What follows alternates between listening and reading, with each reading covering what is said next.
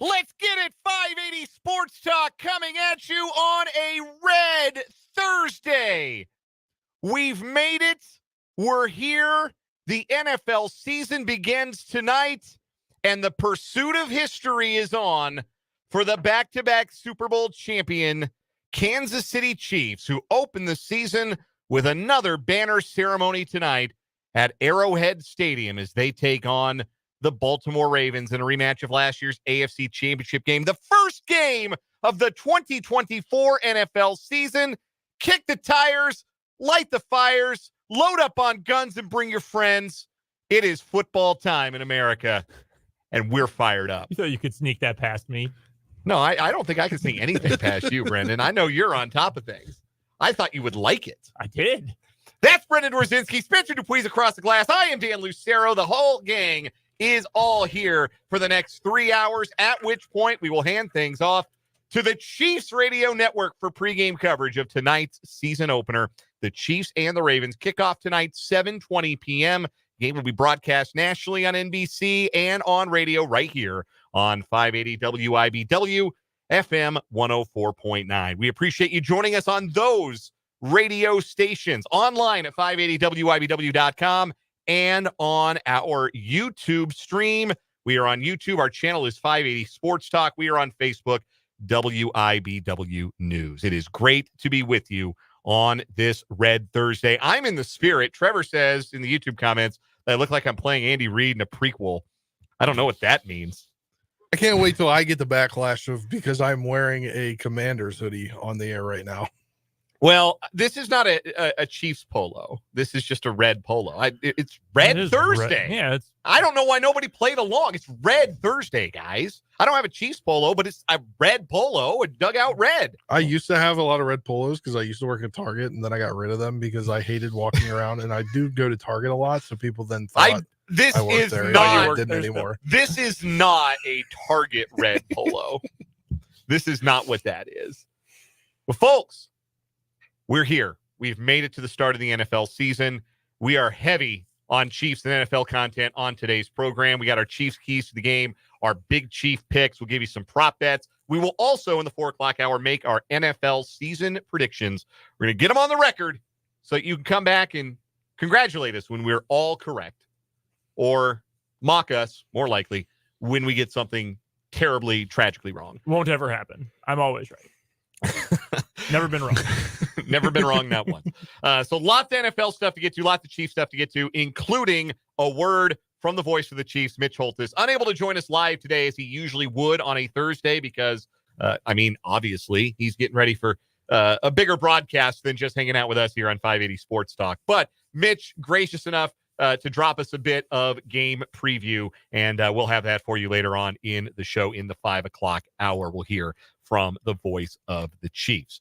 We've also got plenty of other stuff to get to on today's show. The Royals are back, folks. They've never been more back. The losing streak is over. Seth Lugo dominated. Tommy Pham hit a tank. The Royals increased or decreased their magic number by 2 last night. See the Tigers melt down in San Diego? Thank I did. God. I stayed up to watch it. They blew a 5-0 lead in the middle innings and lost in extra innings, which means the magic number for the Royals to make the playoffs is Wade Davis. That's 17. You know who also won last night? If you say the Washington Nationals, I'm turning off your microphone. Southside stand up. Oh, I care even less about that. They beat the Orioles. Snap the 12-game losing skid, beat the O's. That helps. Yeah. Because the Yankees also lost too. It does. They lost on a walk-off grand slam. It was a good standings night for the Royals. It has sure been a while since they've had one of those. But Royals did win. We'll talk a little bit about that. We've also got high school sports to get to. Our local sports spotlight, sponsored by Lewis Toyota, with Rick Peterson at TopSports.News. We're going to preview week 1 of high school football. It's here tomorrow night. We got plenty of local games to talk about. We'll get there with Pistol. We'll also talk Big 12 football with Paul Myerberg of USA Today. He'll join us at the bottom of the 4 o'clock hour for this week's Big 12 football breakdown. Plus, all of the other things you've come to know and love from a Thursday edition of this program, including another round of What Is Wrong With You, our 580 Sports Talk headlines at the top of the hour, including a Chiefsaholic prison blotter update, police blotter update, I guess. Yeah, you're going to jail. He's going to jail for McCole Hardman and 1.5 years. You think they get Netflix in jail? Think you can watch the Christmas Day game in prison? I bet they don't get Peacock. You think they get Peacock? I don't think they get the cock. You're lucky if you get Tubi, brother. Tubi's free. They might get Tubi. I don't know. They got Fire Sticks where he's They going. don't got Freevee anymore. Did you hear Freevee's gone? I did not. All the way gone? So Freevee is owned by Amazon, and they're wrapping it up into Amazon Prime Video. That's where you can watch Jury Duty, which you should all watch, by the way. You can comment on the proceedings over the next 3 hours here on 580 Sports Talk in one of two ways. One of those ways is to hit us up on the Top City Metal Supply text line. 785-272-9429 is that number. 785-272-9429. You can also comment in the YouTube live chat, where apparently multiple people have never heard the shortened version of Peacock. Well, not a lot of no laying up listeners. If you listened, I kind of cringed at that too, because that wrestling Twitter very much. Yeah. It's also golf Twitter and wrestling Twitter are very familiar just with the shortened version of the streaming service Peacock. Yeah, I want to sit down, have a beverage, and watch my favorite huge dudes get oiled up on the cock. That's what you do. Hopefully no soaps involved. Was it appropriate to use that terminology on the radio? Only my supervisors could say. But I am my supervisor, so I'm going to let it slide. Regarding our keys to the game, game predictions, and all of that, we did have a texter from the 785 ask if Patrick Mahomes is once again not allowed to be a big Chief pick because it's obvious. Correct. Yes. Patrick Mahomes is the big Chief. If I may borrow parlance from another different I got to change my podcast, you get the show. You understand. You've rocked with us for a while, obviously, if you can call that back. Yes, our big Chief predictions are players we think are going to have a good game, not named Patrick Mahomes, because when does he not? Yeah. Hey, I was baptized by fire, and I won my first week in the playoffs last year, remember? That's right. I said it's a cop-out, Travis Kelce, and what did he do? He had a great game. He did. He had a terrific game, and we've got lots to get to with this game. But folks, it is Red Wednesday. Red Wednesday was yesterday. Today's Red Thursday. It's red every day. Oh man, you've got like gradient lenses too. Let's Damn. Get into it with some picks. I wish I had known. Mine are in the car. Go get them at the commercial break. I will. It's Aviators o'clock. I don't have Aviators still. I have Ray-Ban kind of knockoffs or whatever.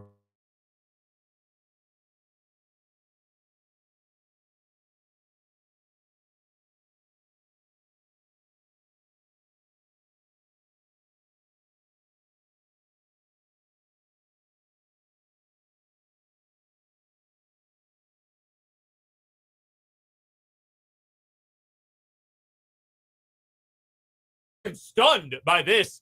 Adam Schefter of ESPN reporting that the Kansas City Chiefs and tight end Noah Gray have agreed on a 3-year contract extension. What? Diabetes. Out of left field. Oh, wow. Man. Wow. Okay. Some respect for the type 1 diabetics.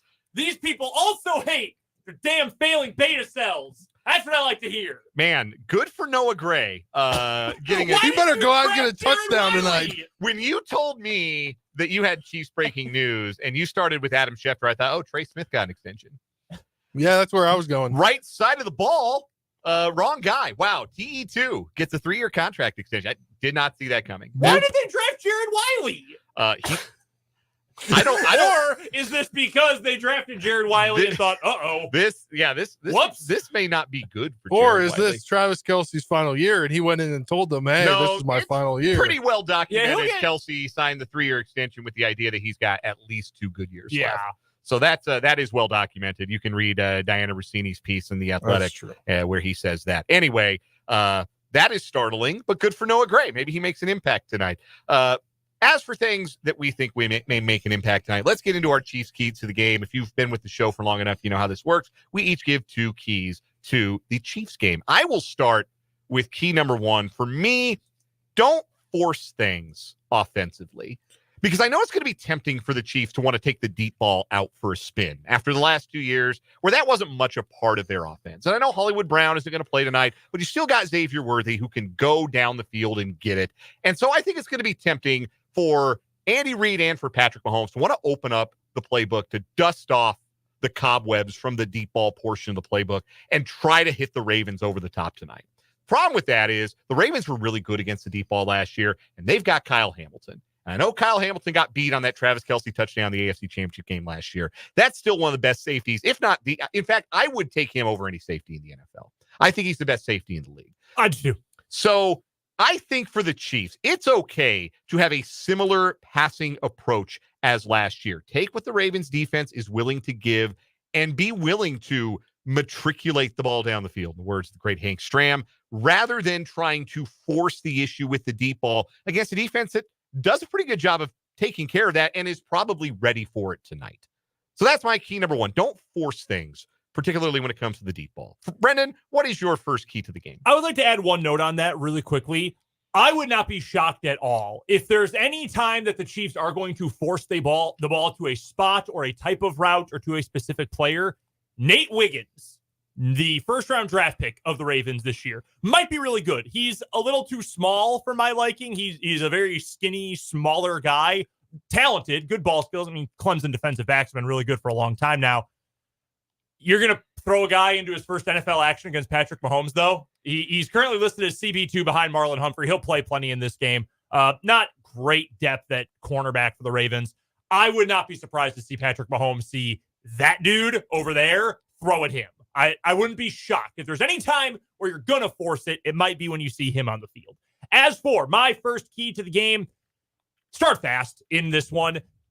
We all remember the AFC Championship game, and Lamar Jackson was talking about it this week, about not running the ball, and if I had felt better, we would have run, we never would have passed, bleep passing the ball, and we would have won that game. And the narrative ever since has been, oh my God, Todd Monken got away from the run. Why did they not run? Why did they not run? You know who did a really good job against the run in that game? The Chiefs defense. There's a reason the Ravens weren't able to run. Some of it was bad play calling, yes. But with the benefit of hindsight, they just weren't able to do it all that successfully. Now, things change, of course, when you add Derrick Henry to the mix. But what always negates the power of the run game? What always negates the effectiveness and the usefulness of the run game, with very few examples?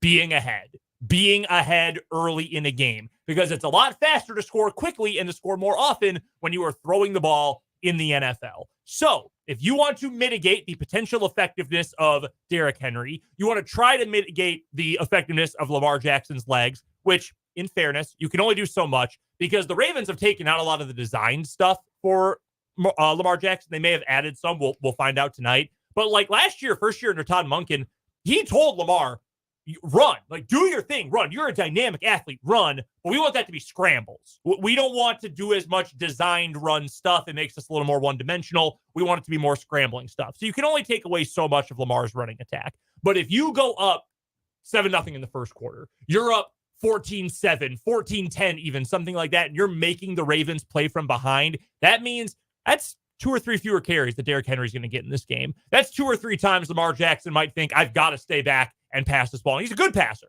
but his rushing ability is second to none in the NFL, maybe of all time. So get out ahead early in this one. Use that speed, that newfound speed on this offense to your advantage, even without Hollywood Brown. You know they're going to want to run the rock too tonight, the Ravens, because they forgot to, essentially, in the AFC Championship game last year. And that's what sticks with everyone, right? Like, one of the reasons a lot of people are picking the Chiefs is, and I'm sure we're going to get to this here in a second, of all the things that happened last year, one of the worst tastes that were left in the Chiefs' respective mouths is the fact that they lost by 1 point when they were the better team against Detroit in week 1 last season. And now we're not going to let that happen again. For the Ravens, exactly to your point, Dan, we didn't run the ball nearly as much as we were expected to, or normally how much we need to. We are going to hammer that home in this game. Did you see what Lamar said this week about the AFC Championship game and the bad? Yeah, that he felt better. He would have run more. Yeah. It's January, big dog. Nobody feels good. Yeah. That would be my response to Lamar Jackson saying that. Anyway, Spencer, what's your first key to tonight's game? Stop the run. Easy as that. Stop the run. Do what happened. Got them out of place in January in the AFC Championship game. And you're down a running back if you're the Ravens tonight. I don't know if you just saw, but I'm going to put the other hat on. Herd insider here. 5th round pick running back Rasheen Ali placed on the IR. Oh, He was kind of going to be a guy to mix you in and not know who it was behind Justice Hill, I think, as the third guy, but I believe he was going to be active if he wasn't hurt. You've got two guys really that are going to run the ball, Derrick Henry and Justice Hill from the running back spot. And then you have Lamar who can do it at any point. You need to be as best you can to stop that run. You have, it's not the same defense alignment that it was in that game. Because you're without Willie Gay. Willie Gay was active for that game, I believe. Yeah. Mm-hmm. So that's my first key. Stop the run. Second key for me, don't get cute. This should be the best power football team that the Chiefs have had with Patrick Mahomes at quarterback, as good a run game as they've had. If you get into third and short, fourth and short, just hammer it ahead and keep the drive going. Keep moving the ball. I know asking Andy Reid not to get cute is like asking me, hey, Dan, leave that bag of Haribo gummy bears alone. Don't eat the whole thing. I'm going to do it, man. That's my nature. And Andy Reid's nature sometimes in third and short and fourth and short is to get a little cute and run some stuff that is a little extra when, honestly, Isaiah Pacheco up the middle or Carson Steele up the middle should be sufficient to keep drives moving and not leave any money on the table, because this could be a game, given Baltimore's desire to run the ball, you might have limited possessions in this game. So you've got to make them all count, and you've got to make all your scoring opportunities count. The way you do that, finish drives, keep the drives going where you get to third and short. And the way you're going to do that, I think, for this Chiefs team is to play straightforward football when you get into third and two, third and one, fourth and one. And to that point, we've got a comment here in our YouTube live chat. Go check us out, 580 Sports Talk on YouTube for the video feed. From Paul, who says, which Chiefs rookie is more likely to score a touchdown tonight, Xavier Worthy or Carson Steele? If you're talking about in short yardage situations, go with the simple thing. Go with the big bruising running back, the short yardage back. Makes me think if you get to the goal line, Carson Steele might see some action here. Yeah. I think he will. Like he's plus 650 at some sports books to score a touchdown. That might be a good value play if you're into betting touchdown scorers. My second key to the game today, by the way, we have the financials now on Noah Gray. He got $10 million fully guaranteed. Good for him. 6 at signing. Buy a lot of insulin. Hell yeah, brother. You need kind of cash like that to get your insulin, let me tell you. Second key to the game for me, it's a basic one, but you got to win the turnover battle here. Last season, the Ravens won the turnover battle 8 different times during the regular season. They won all of those games. 3 games in which they had a net negative in turnover margin, they went 1-2 in those games. Their only win, I believe, was their first game of the season. So the Chiefs should have positive regression, both offensively in terms of fewer turnovers and defensively in terms of taking the ball away more often, given where they've been in those categories the last couple of years. Take those away. And again, that plays back into my point earlier. Get out to a fast start. Don't make any mistakes. Leave as little doubt as possible. Spencer, key number 2 for you. Yes, you have 2 of the best offenses, right? 2 of the best offenses tonight. You also have 2 of the best kickers in the league. You have to make every possession count. Kind of back to what you were saying, Dan, about those third and shorts. You need to not punt more than twice tonight. Don't want to see a lot of Matt Horizon. Yeah, I mean, you really don't. You need, and you got to make the field goals. I mean, we know Harrison Butker's a great field goal kicker, but you got to put him in advantageous situations to make the field goals. You can't be trying to get him a 60-plus yard field goal. You have to convert on your third downs. All right, let's go in reverse around with game predictions and final scores. Spencer, who wins tonight? What's the final? Chiefs 27-24, Harrison Butker with the game-winning field goal. So that is a Chiefs cover, according to the line right now at Prairie Band Sportsbook. Chiefs minus 2.5. Yeah, that's a great line at Prairie Band, by the way. Yeah, I have seen it higher pretty much everywhere else. If you want the Chiefs, that is a great line. I do not think it is going to be that close of a game relative to what Spencer said. 30-21 Chiefs. I think people are giving the Ravens too much credit in this game, to be honest. Also, who is going to block Chris Jones? That's a great question. They have 3 new offensive linemen, including a rookie starting on the edge. Who is going to block Chris Jones? That is a big question. I got the Chiefs 24-20. I think it's a cagey affair, minimal possessions. Chiefs get a late touchdown to push it out to like 24-13. Ravens get a consolation score, but don't do anything else. Chiefs by 4, they cover. And we all believe Chiefs will go to 6-1 in season openers with Patrick Mahomes as their starting quarterback. Remember, they're 5-1 all time. The only loss was last year when their two other best players didn't play, and Kadarius Toney just gave the Lions a free touchdown, and the Chiefs only lost that game by 1 point. Oh, and they ended up winning the Super Bowl. Yes, they did. Yes, they did. That's for another day. Tonight, we celebrate last year one more time, and then we go about the business of the 2024 season getting underway. Pre-game at 6, kick at 7:20 right here on 580 WIBW. Remember, if you want to join Prairie Band Sportsbook's free NFL Survivor Pool, you have up until kickoff tonight to get entered. prairieband.chalklinegames.com/game/survivor for your chance to win up to $25,000. We're going to take a quick break, come back, little baseball talk, because we've never done that before when we're getting ready to talk about a Chiefs season beginning, talk about a winning Royals team. So we'll do that a little bit next here on 580 WIBW from the Kansas Drive to Zero studio.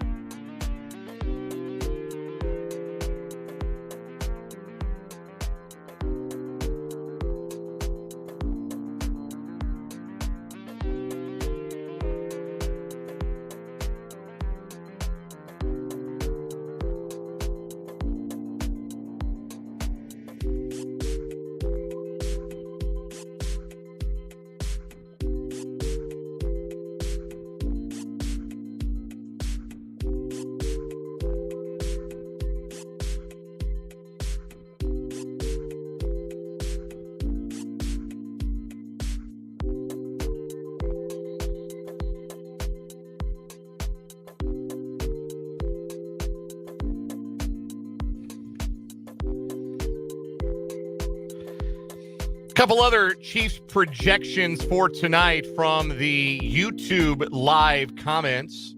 Joe says 38-28 good guys. That's a barn burner. That would come in well ahead of the total tonight, 47 over at Prairie Band Sportsbook. Mark's got 31-24 Chiefs. I like the over too. 47, you said? Yeah, 47 is the total. I think I tend to think it might go over as well. You can drop your predictions in the YouTube live comments. If you're watching on Facebook, WIBW News, you can leave them there as well. And you can text them to the Top City Mail Supply text line, 785-272-9429. This is different. Patrick Mahomes will take the field tonight at Arrowhead Stadium for the first time ever in a night following a game that was important to the Kansas City Royals and also to the Major League Baseball pennant races as a whole. This has not been the case in Mahomes' career. He has had the spotlight all to himself in Kansas City. Obviously, he's got the biggest portion of the spotlight because football is what football is, but the Royals had a big, big night last night. Great standings night for the Royals. They snapped their 7-game skid. Tommy Pham's 3-run home run, the difference in a 4-1 Royals victory over the Guardians to salvage a game in that 3-game series. Pham got every bit of that home run, and it felt in the moment like a catharsis. And even though the Royals didn't add on late in the game, just winning one and shaking hands, you could tell the energy was back at Kauffman Stadium. It was back in that dugout. Royals are back within 4.5 games of Cleveland for first place in the Central. For the moment, half a game behind Minnesota, already winners today over Tampa Bay. They won 4-3. So Kansas City is right now in the third wild card spot, but the lead is 5.5 over now 3 teams at 70 and 70 at Seattle, Boston, and Detroit. So the magic number is 17. And what that means is that any combination of Royals wins and Seattle, Boston, Detroit losses that add up to 17 will put the Royals in the playoffs. That's what the elimination number is. So if the Royals win 9 of their next 21 games and Seattle loses 8 and Boston loses 8 and Detroit loses 8, then the Royals are going to the playoffs. That's how the magic number works. It's as easy as that. Wins plus losses. Simple as. So the elimination number is Wade Davis for the Royals. And the best thing I thought about last night was Seth Lugo. It has been really a while since we have seen him have back-to-back excellent starts. He was really good in Houston his last time out, and last night he was great. 7 innings, which was just what the doctor ordered, less reliant on the bullpen last night, and he got the 3 double plays behind him. Defense played really well. His command was sharp. He wasn't putting guys on, wasn't hitting guys with 2 strikes. It was a really nice return to form for Seth Lugo. Maybe he's getting a second win down the stretch. The Royals should sure use that. Yeah, I really have to hope so, because while the offense was enough yesterday, I don't feel like I can trust it right now, to be completely honest with you. I mean, it was one inning. It was literally just one inning. It was the one inning. They got to lively in the middle innings. We talked about it yesterday, that they've been a great middle inning team this year. 5th, 6th innings, 3rd time through the order against starters. They've been really good. And it was the 3rd time Tommy Pham had seen Ben Lively, and he hammered that baseball. The flip side of that, though, as far as trustworthiness for the offense is, they are still doing things like batting MJ Melendez cleanup. And MJ Melendez had one of the worst games, offense and defense, I've ever seen a major leaguer have last night. I don't mean to be too negative. They just did snap a 7-game losing streak after all. But the way Melendez played in the field and in the batter's box last night made me wonder if he could see. And not in the sense of, oh, he's losing the ball in the lights. No, I mean in the sense of, can he see? What is his vision? Should he get it checked? Does he need LASIK? It was appalling. And he's not like, he had a solid second half up until about a week ago when he, like all of his teammates, hit a bit of an offensive funk. But like, that was not playable last night. And they've got Hunter Renfroe now back from the injured list.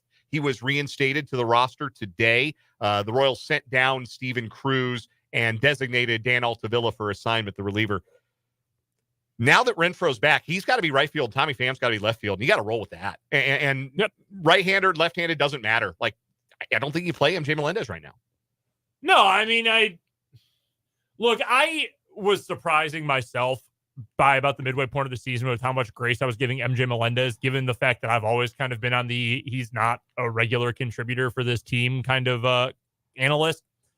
But he was so hot to start the year, and you saw the flashes of, yes, this is the guy we thought that he could be.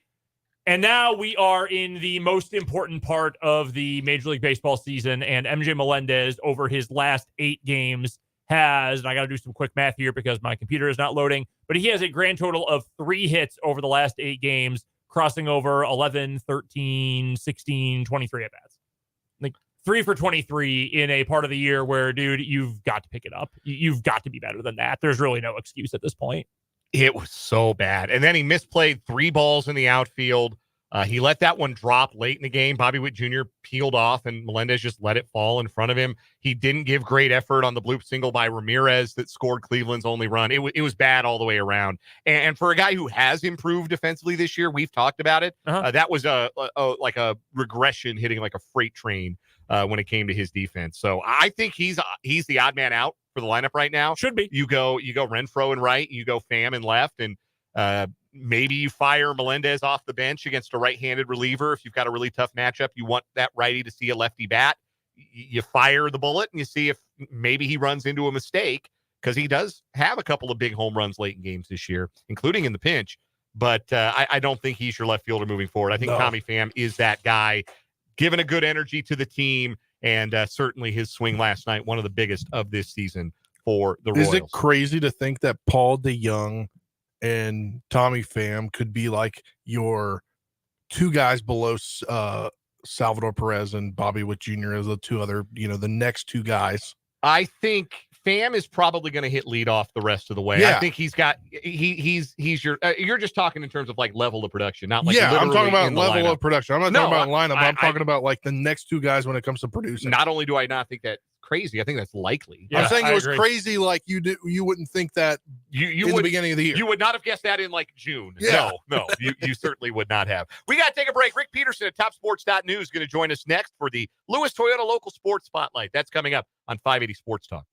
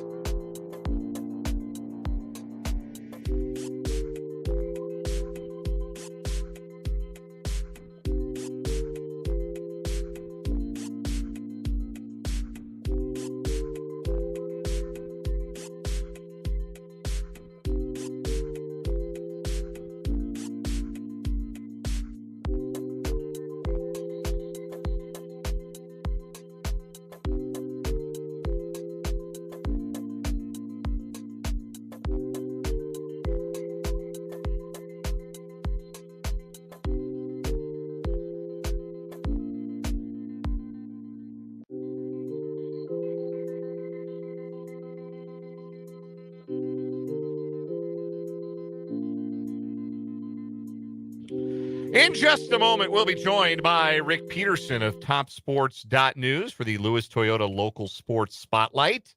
Pistol joins us every Thursday at this time and breaks down what's happening in Shawnee County High School athletics and Washburn University athletics. You can read all of his work at TopSports.News. It is the place to go to be informed about local sports, and we look forward to having Pistol join us here in just a moment. Up at TopSports.News today, a couple of features on a Washburn University volleyball player, Taryn Pridgett, former Care Paravel Lion, and Belle Kennedy of Washburn Soccer. And now to join us here on the Fleming Place Wine Spirits Hotline is our good friend Rick Peterson. And Pistol, high school football season gets going tomorrow night. We got two great games in the county. I'm going to start with the game that will be our Lewis Toyota game of the week. It's the War on 24. It needs no further introduction. Silver Lake, Rossville. Two teams with some questions at quarterback. Going to be new quarterbacks for both teams coming into this season, but expectations always high for both programs. What do you make of this matchup between the Eagles and the Bulldogs? Just like it always is. It'll be a great battle. It's one of the absolute great rivalries in Kansas, and the only difference is they're playing the very first game. But I think both teams are still going to field really competitive teams this year. I'm curious to see who does go with it to quarterback, whether it's Tayson Horick or Kanan Mitchell. But they're good, and then Silver Lake just seems to kind of be able to reload. And I think Dyson Schooler might step in the quarterback spot there. They both got some good linemen, so it'll be a good game. The other matchup of county teams, really good season opener between Washburn Rural and Shawnee Heights. And these are two programs that enter 2024 in very similar spots in the sense that they replace a lot from last year. Both teams lost a decorated senior class. Both teams had outstanding 2023 seasons, with Washburn Rural reaching the 6A sub-state round. Lots to replace for both Steve Bueller and Jason Swift, two veteran head coaches. But I also get the sense that these are two coaches that really like what they have back, even if it's not as experienced as the group that they had last year.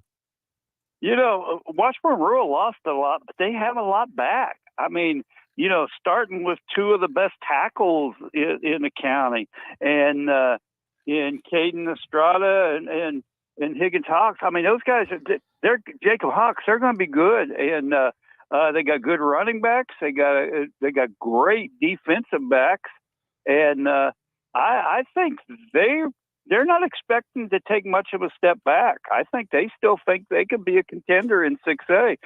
Shawnee Heights, it's a little different story because they only have two defensive starters and their kicker back from last year.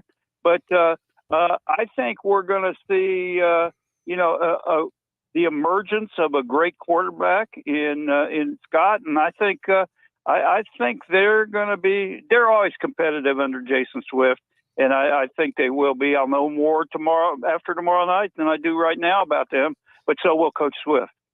Rick Peterson is our guest, covers Shawnee County High School sports and Washburn University athletics for TopSports.News. Find him on Twitter at Peterson_Rick, and he joins us every Thursday at this time for the Lewis Toyota Local Sports Spotlight.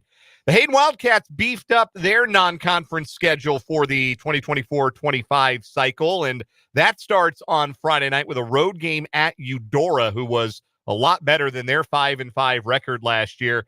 Hayden has never been a program to back down from a challenge. They were state finalists in Class 3A last year, and even though they lost some important pieces like Finn Dunshee and a lot of really talented linemen like Carter Shervat, do you expect Hayden to be right back in that 3A mix? Yes, most definitely. And I think Eudora,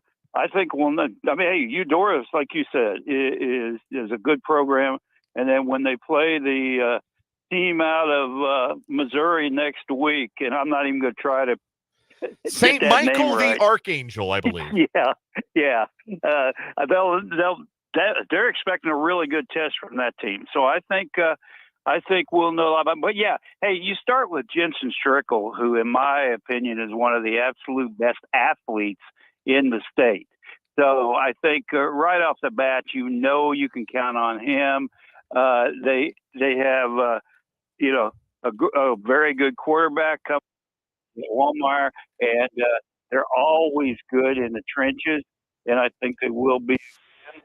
And so, in my mind, they're one of the 3 to 5 teams you count as a contender for the 3A title.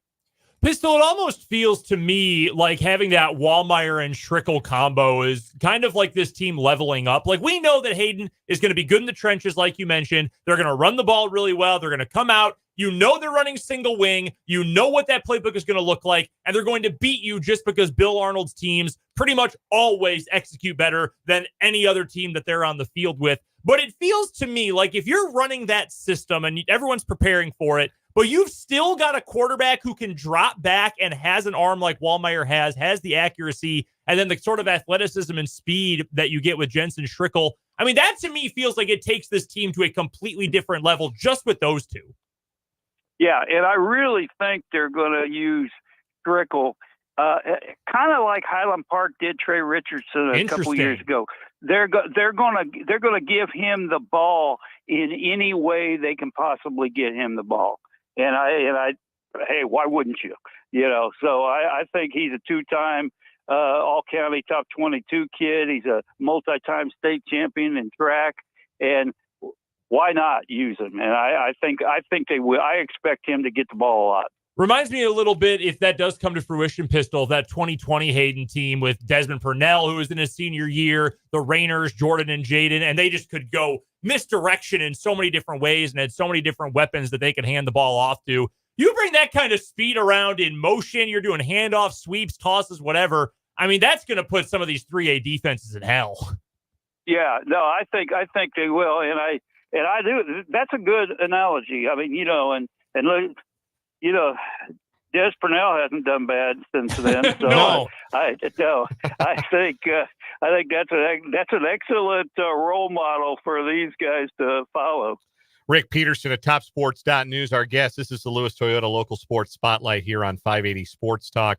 Other headlines from the first week of high school football in the city and county. First game for Jason Philbeck, the new head coach at Topeka High. And after 2 years of an absolutely monstrous schedule in the non-conference, it's a little bit lighter on the Trojans here these next 2 years, starting with a trip down to the Air Capital to take on Wichita West on Friday. Is there a chance that Philbeck and the Trojans could open 1-0? I don't know. I don't know enough about Wichita West to make a prediction on that. I do know Wichita West was 3-6 last year. I do know that High has some good returning athletes coming back. Jaden Norman, Malachi Murph, Dietrich Johnson. So, I think the whole key would be getting off to a good start, giving yourself a chance. But boy, how big would that be if they could get a win? Because, those have been hard to come by since the Walt Alexander run. It's not a new coach, but it's a new era all the same for Care Paravel football, who moves up to 11-man after a successful run in 8-man football, including a sub-state appearance last year. Care Paravel opens up at West Franklin. It's not a deep roster for Doug Bonura's group, but they've got some talent. Do you expect them to be able to make a little noise in 11-man this year? Well, it's going to be, they're going to face some uphill battles because they started the season with 19 players, so they're going to have to play a lot of people both ways. They only have 4 returning lettermen. But as you mentioned, you start with Jace Pavlik, who's a heck of a quarterback and had a heck of a season last year. And then I like Ben Roeder. Ben Roeder's been a state qualifier in the 400 meters, a good athlete. But they're going to be facing teams with a lot more players on the other sidelines and a lot more players with 11-man experience. But, hey, look what they've done. I mean, Care Paravel, it took them a little bit, but then they were the Christian Conference champions. Took them just a couple years, and then they're in the 8-man Division I semifinals. So I think Doug Bonura will get it turned around. It's just getting some kids out and getting some kids some 11-man experience. And they'll be fine. Hey, one thing I'm really excited about that program, they're playing their home games this year at Yager Stadium. Yeah. I can't wait to get out and see them there. That is a very cool opportunity for those Paravel Lions. All right, last thing for you, Pistol. Obviously, football will occupy the attention on Friday night. We're all glad to have high school football back. But what else athletically in the county will you be having an eye on this weekend? Well, I've had my eye on soccer all week. There's been some very good volleyball competitions too, and I'll have Charles Spurlock over at Seaman to cover the defending 5A champion volleyball team tonight, and then big cross country meet on Saturday with most of the city teams going to the Manhattan Invitational, and Ryan Miller should make her debut there, and that's just a really good, really competitive meet. You can read all about it at TopSports.News with Rick Peterson and staff. Follow Pistol on Twitter at Peterson_Rick and check him out every Thursday on 580 Sports Talk for the Lewis Toyota Local Sports Spotlight. Pistol, have a great weekend. Enjoy the first weekend of high school football. Thank you. That is Rick Peterson. We'll take a quick break, come back, give our big Chief picks for tonight's Chiefs-Ravens season opener to wrap up the 3 o'clock hour, 580 Sports Talk.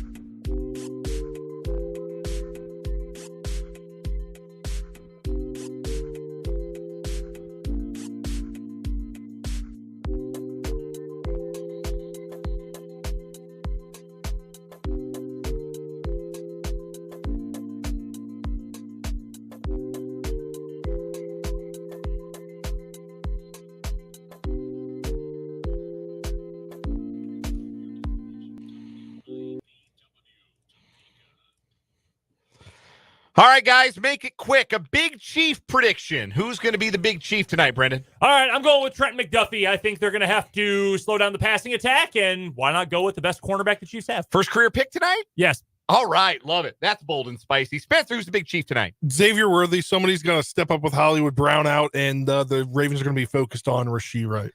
I am going to go with Isaiah Pacheco. I see the Chiefs taking a lead and kind of hammering away in the second half with the power running game of Isaiah Pacheco. I think he scores at least one touchdown tonight. We'll talk more Chiefs Ravens later on, but we're going to do our NFL predictions for 2024 to start the 4 o'clock hour, 580 Sports Talk from the Kansas Drive to Zero studio.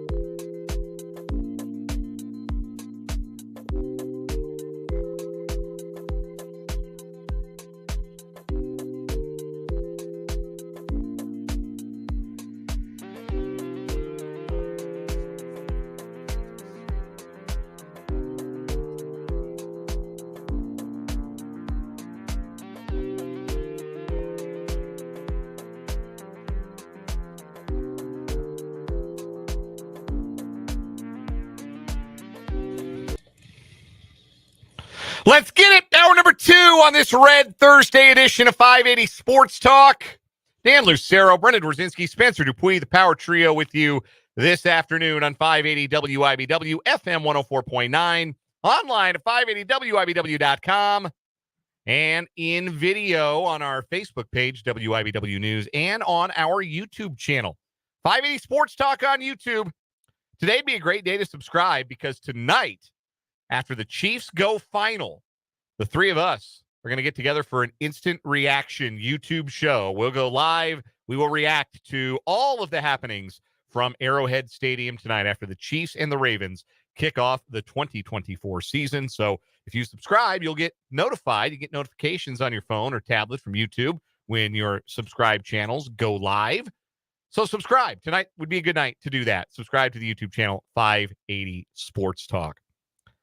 We appreciate those of you who are watching the show live on YouTube right now in the YouTube live chat. Jump on in. The water's fine. Interact with other listeners and your hosts. You can also hit us up on the Top City Metal Supply text line, 785-272-9429. From construction sites to renovations, from the farm to the garage, Top City Metal Supply understands the value of precision and cost efficiency. No more wasted materials, no more wasted money, just metal cut to the exact size you need. Top City Metal Supply, located on South Topeka Boulevard, just north of Forbes Field. The Chiefs and the Ravens tonight, first game of the NFL season. There's a Friday night game in Brazil, Packers-Eagles. There's a full Sunday slate, and there's Monday Night Football. And, of course, in between all of that, you've got a full Saturday of college football. This is maybe one of the most wonderful, and I don't need the qualifier. Why do I need a qualifier? No, you don't need to qualify this. It's one of the best weekends of the sports year, by far. Mm-hmm. Yeah, it's going to rival like the opening of March Madness, I feel like, with just days and days of sports.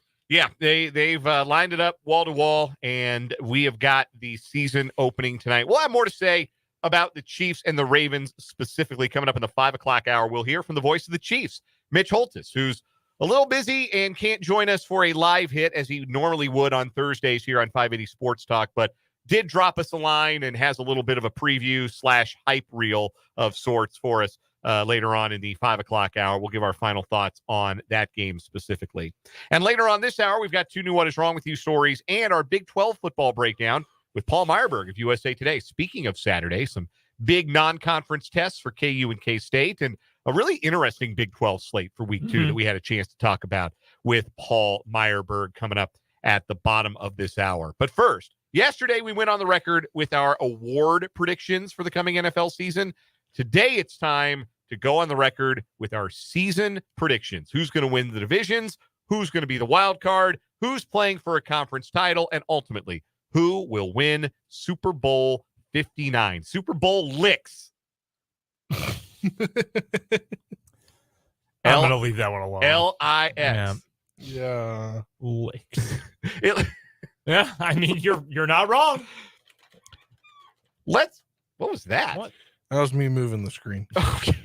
Sounded like an animal whining. I thought a cat was injured. No, you were in fact right with what you guys said off the air about wearing sunglasses and looking at a computer.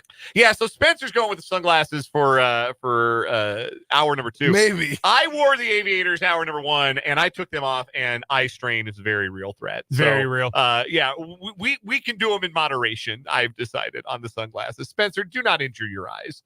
They're already bad enough. I can only imagine what kind of an idiot your girlfriend will call you if you come home and like, yeah, man, my eyes really hurt. Do you wear contacts? Yes. Okay. I do too. Yeah.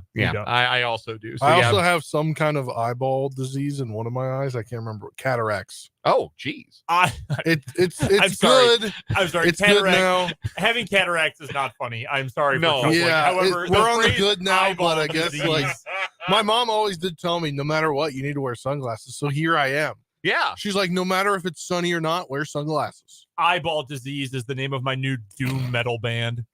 Eyeball disease is a very funny turn of phrase. I don't wear glasses, by the way, or contacts. Oh, well, look at you. Last time I went to the eye doctor, they told me I had nearly perfect vision, but that's okay. You're That's lucky. not relevant. Yeah. You're lucky. I've worn them since I couldn't remember. Yeah, since I was born. About I think 6th grade for me. I've shared this story before when I was supposed to go to an eye doctor like as soon as I got released from the hospital and I got diagnosed with diabetes in 2010, January of 2010. And then I didn't go for 11 years. Yeah, I remember this. Yeah. And Abby, my wife, by the time we were together and like obviously very serious, she was saying, okay, you have to go see an eye doctor. Like, please go see an eye doctor.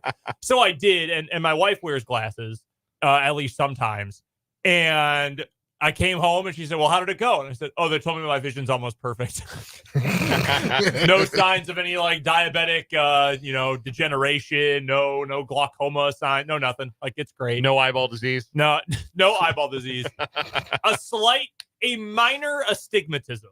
Okay. So lights look a little blurry in the dark sometimes. Sure. But otherwise, it's the worst. Freaking great.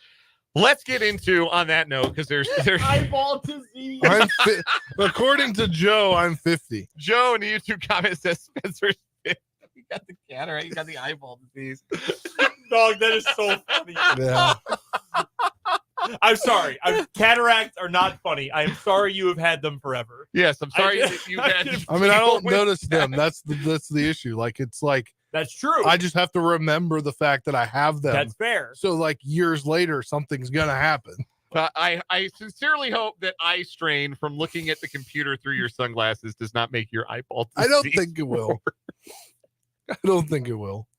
Okay. There's no good segue into what we were actually going to do with this segment. So let's just jump into it.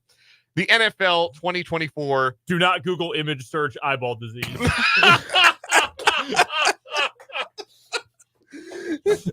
Whoa. I thought you were going to vomit. I thought I was too. It was red and bulging and goodness. Oof.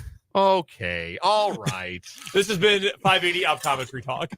NFL 2024 season predictions. I need division winners, wild cards from you gentlemen. Let's start in the NFC. Let's start in the NFC West. Let's start with you, Brendan. Who's winning the West? In the NFC West, so I'm going with the Rams. I have been on this train all offseason. They just had to put another defensive player on injured reserve today. Number 2 cornerback, Demarius Williams. They have like fallen apart at the seams in the last 3 weeks of training camp. So that pick is going to look really bad, but I still believe in their offense. So I'm going to roll with it. Spencer, who's winning the NFC West? 49ers. They got their guys back. They do. They have everybody back under the roof and paid, and that should be good for harmony. For this year, at least. I really don't want to pick the 49ers here, but I think they've got one more year of making it all shake until, I mean, this could be the year that, Trent Williams suffers a long-term injury and Christian McCaffrey starts to break down a little bit. That would ruin my fantasy football season. McCaffrey is questionable according to fantasy football. Yeah, terms. It sounds like he's probably going to play. It's really hard to pick against 49ers. I want to, but I can't. 49ers will win the NFC West. How about the NFC North, Spencer? Who's going to win the NFC North? The beloved Packers of Brendan Dorzinski. Right. So Spencer's going with Green Bay. I'm going with Detroit. I think there's an argument to be made that the Lions are the most complete team in the NFC. And they were very close to going to the Super Bowl last year and couldn't finish the deal. Had some incredibly bad luck in the second half of that game. That Brandon Ayuk catch still, like if that happened and you were playing Madden, you would throw your PS5 or your Xbox into the nearest river. Like you would just heave it off a bridge and never look at it again. So I think they were unlucky to not get to the Super Bowl last year. I love their offensive line, love their identity. I just think they know who they are as much as maybe any team in the NFC. So I'm going with the Lions in the North. I am going to go with Green Bay. Homer pick.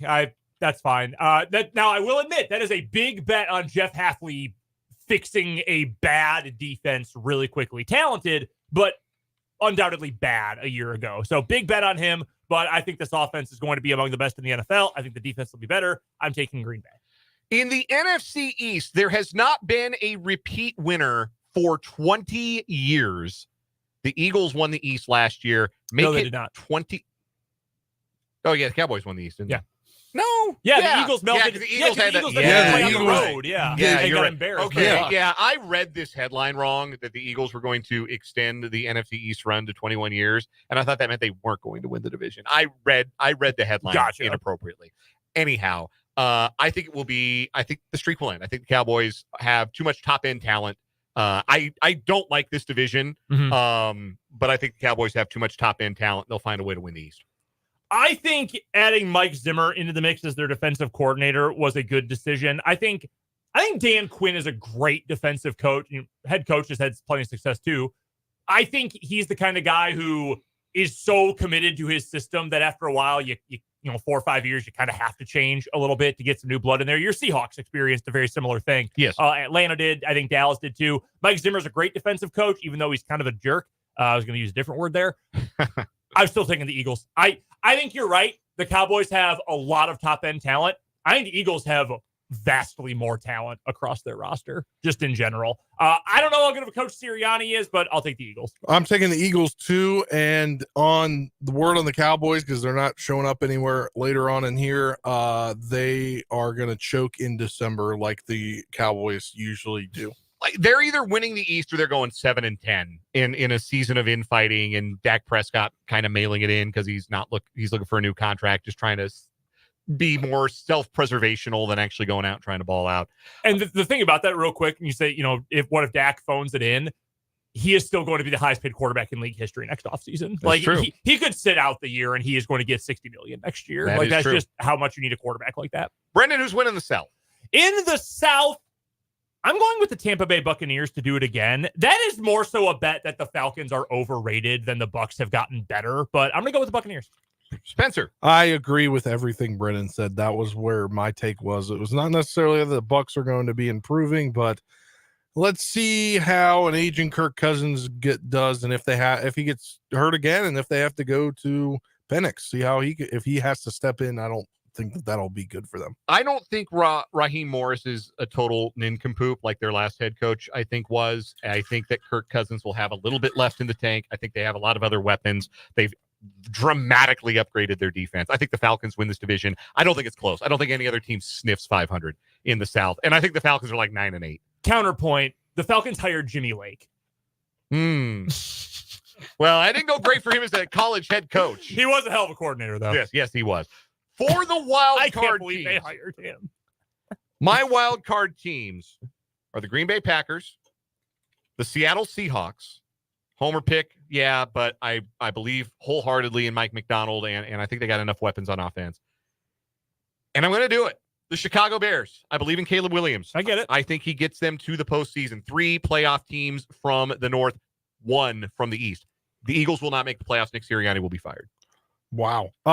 Mine are Lions, Rams, and Bears. I think the Bears get in. I think Caleb's just got too many weapons around him. And it could be a really, really fun offense. I mean, as much as I am happy the Commanders picked Jaden Daniels, Caleb Williams has everybody there for him. So I think he's going to get in. And I think the Rams are able to get in as well. And the Lions are second behind the Packers. My wild cards in the NFC, I'm going to go with the Lions. I'm going to go with the 49ers. And I am also going to give you the Atlanta Falcons. Seahawks would have been next. That would have been my next pick. I've come around a little bit on their defense. Yeah, I think they'll get it figured out. Usually it takes 2 years with Mike McDonald, but this is a really young and talented group. So I'm going with the Atlanta Falcons. All right, for the AFC, let's just get the easy one out of the way, shall we? Are we all picking the Chiefs in the West? Yeah, we're taking the Chiefs. Yeah. All right, everybody's got the Chiefs in the West. Yeah, like, come on. They should win this division by at least 3 games, I would say. Remember when that was the best division of football 3 years ago? On paper. Yeah, very funny. Greatest quarterback division of all time. Yes. Oh, yeah, I remember it well. In the AFC North, I'm taking the Bengals. I think Joe Burrow. Really? Yeah. Ooh. I think I'm starting to buy into the idea that Joe Burrow will be more well protected this year. And if he stays healthy, it's a good roster.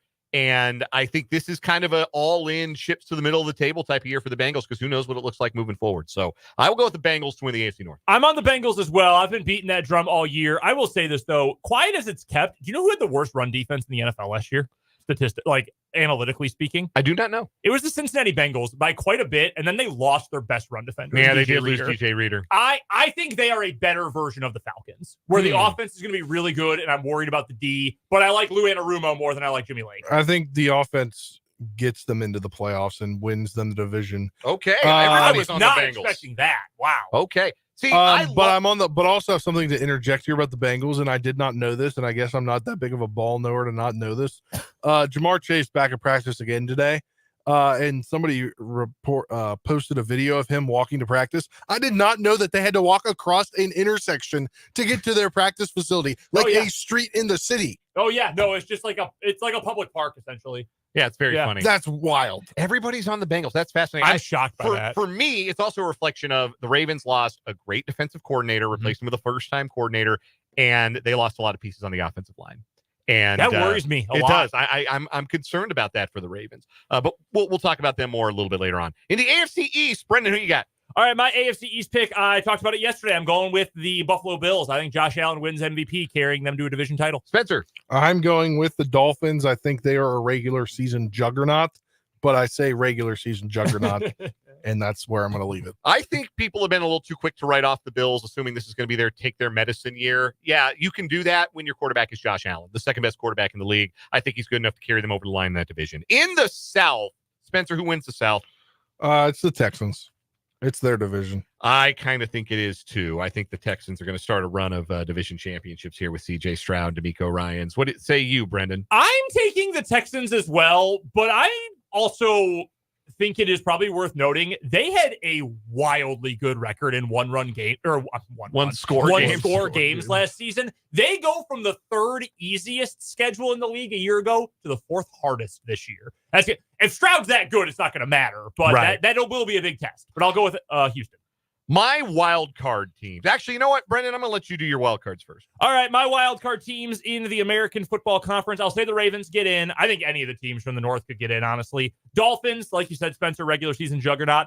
And I'm going with my guy, Shane Steichen. I think the Colts get in. Ravens, Dolphins, and Colts. Spencer, who are your wild cards? Jaguars. The Jags. I kind of like that. Yeah. Ravens. Okay. And Jets. And the Jets. Okay. Ooh, spicy. I've got Baltimore getting in the playoffs. I have got the Jets, and I have got the Colts.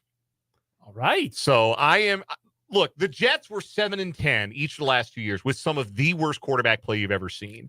And we can quibble about how washed Aaron Rodgers is going to be. I don't think it's going to look like MVP Aaron Rodgers, but as long as it's not throw the ball to the other team repeatedly, Zach Wilson, that defense is good enough to, like the Browns last year, find a way to win 9, 10, 11 games, get to the playoffs.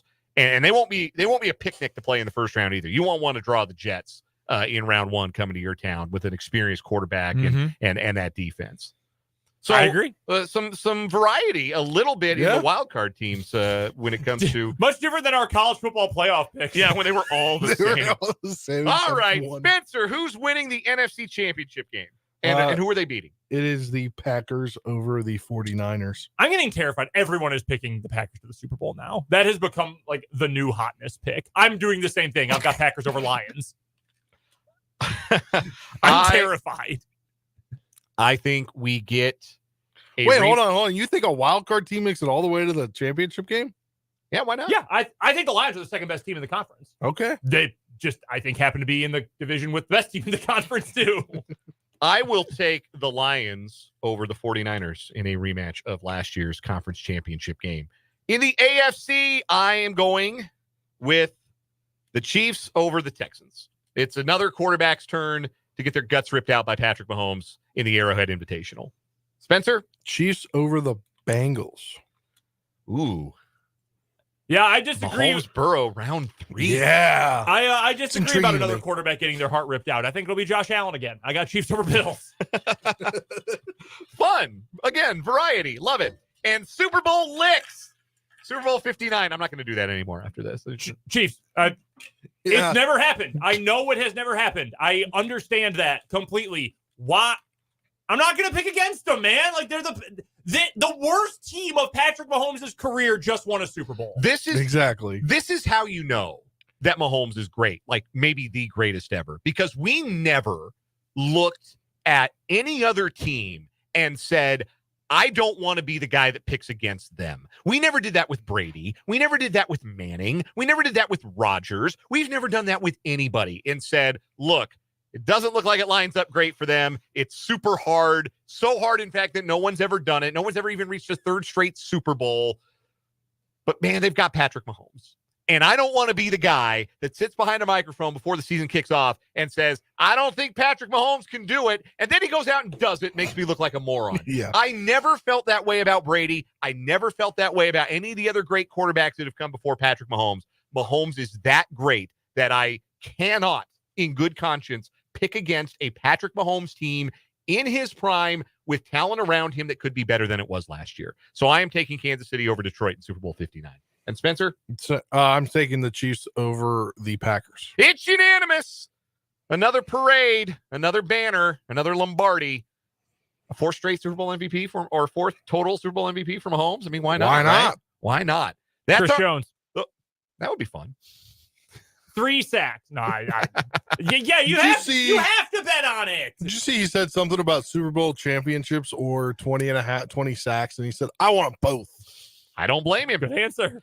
Those are our picks. We'd love to hear yours. Drop them in the YouTube live chat or hit us up on the Top Email Supply text line 785-272-9429. What is wrong with you next from the Kansas Drive to Zero studio on 580 Sports Talk?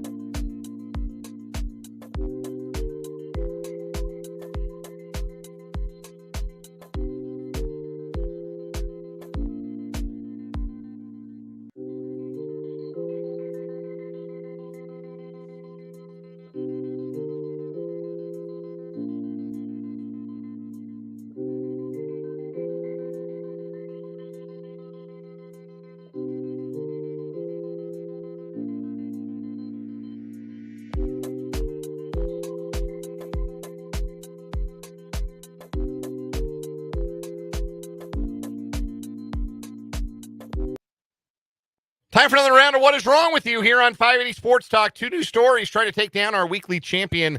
And I would have gotten away with it, too, if it weren't for that loose dog, unwieldy name, but funny story. A gentleman stole a boat, and it was sitting out front of his house. And the police found it because there was a call about a loose dog in the neighborhood.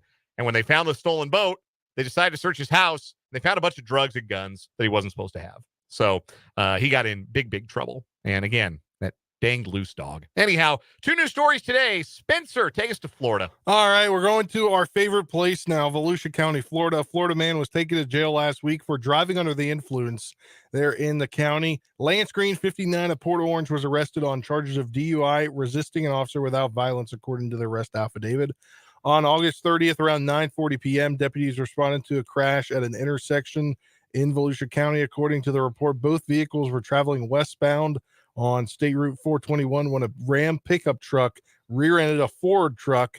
A passenger in the Ford truck was injured but declined medical attention. The report read Green, who was driving the Ram, swapped seats with a female passenger, Susan Green, quote, in an effort to portray Susan as the driver and not Lance, end quote. According to the report, officers ordered Lance, who showed signs of impairment, to exit the vehicle multiple times, but he refused.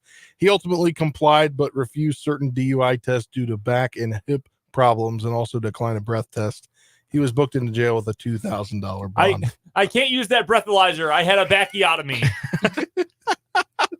Hey, look, at least he tried to pass another person off as a driver. We've seen stories where people have tried to pass off like a blow-up doll or a dog. The dog, yeah. Or they just say the driver ran away. There was one with like a 10-year-old kid. Yeah. A child was driving. For my story today, we're going to Norway, where it is not uncommon to find that when you have professional sports or international sports, there are the anti-doping agencies of those respective countries. USADA in the United States, U.S. Anti-Doping Agency, and they frequently will do drug tests of the athletes with the international sports federations. And so Anti-Doping Norway came to visit the Norwegian soccer team's training ground on Tuesday and had a list of players that they wanted to drug test. Naturally, at the top of the list, Norway's star and maybe one of the brightest stars in all of international soccer, Erling Haaland. Others who were on the list: Jorgen Strand Larsen, Antonio Nusa, Oscar Bob, Einar Gunderson, and Jorgen Juve. Couple of problems here. Number one, Oscar Bob not with the team. He's got a broken leg, so he's not with the team. So no need to test him. Einar Gunderson's been dead since 1962. Jorgen Juve, also dead. He died in 1983. So apparently what the anti-doping organization Norway did is they just got the list of the all-time leading scorers in Norwegian soccer history. Wow. And started calling out names. The manager, Ståle Solbakken, said, "We had to call Anti-Doping Norway and ask, is there a hidden camera?" So Einar Gunderson and Jorgen Juve were summoned. It was a bit late. Negative tests on both of them. I would hope so. Yeah. It's hard to say what happened, but normally we hit the target better. Anti-Doping Norway Communications Director Halvor Bufflin told the newspaper in Norway, "All we can do now is admit we're wrong. We can joke about it in the office today and then review our routines." This guy here is dead. Cross him off then.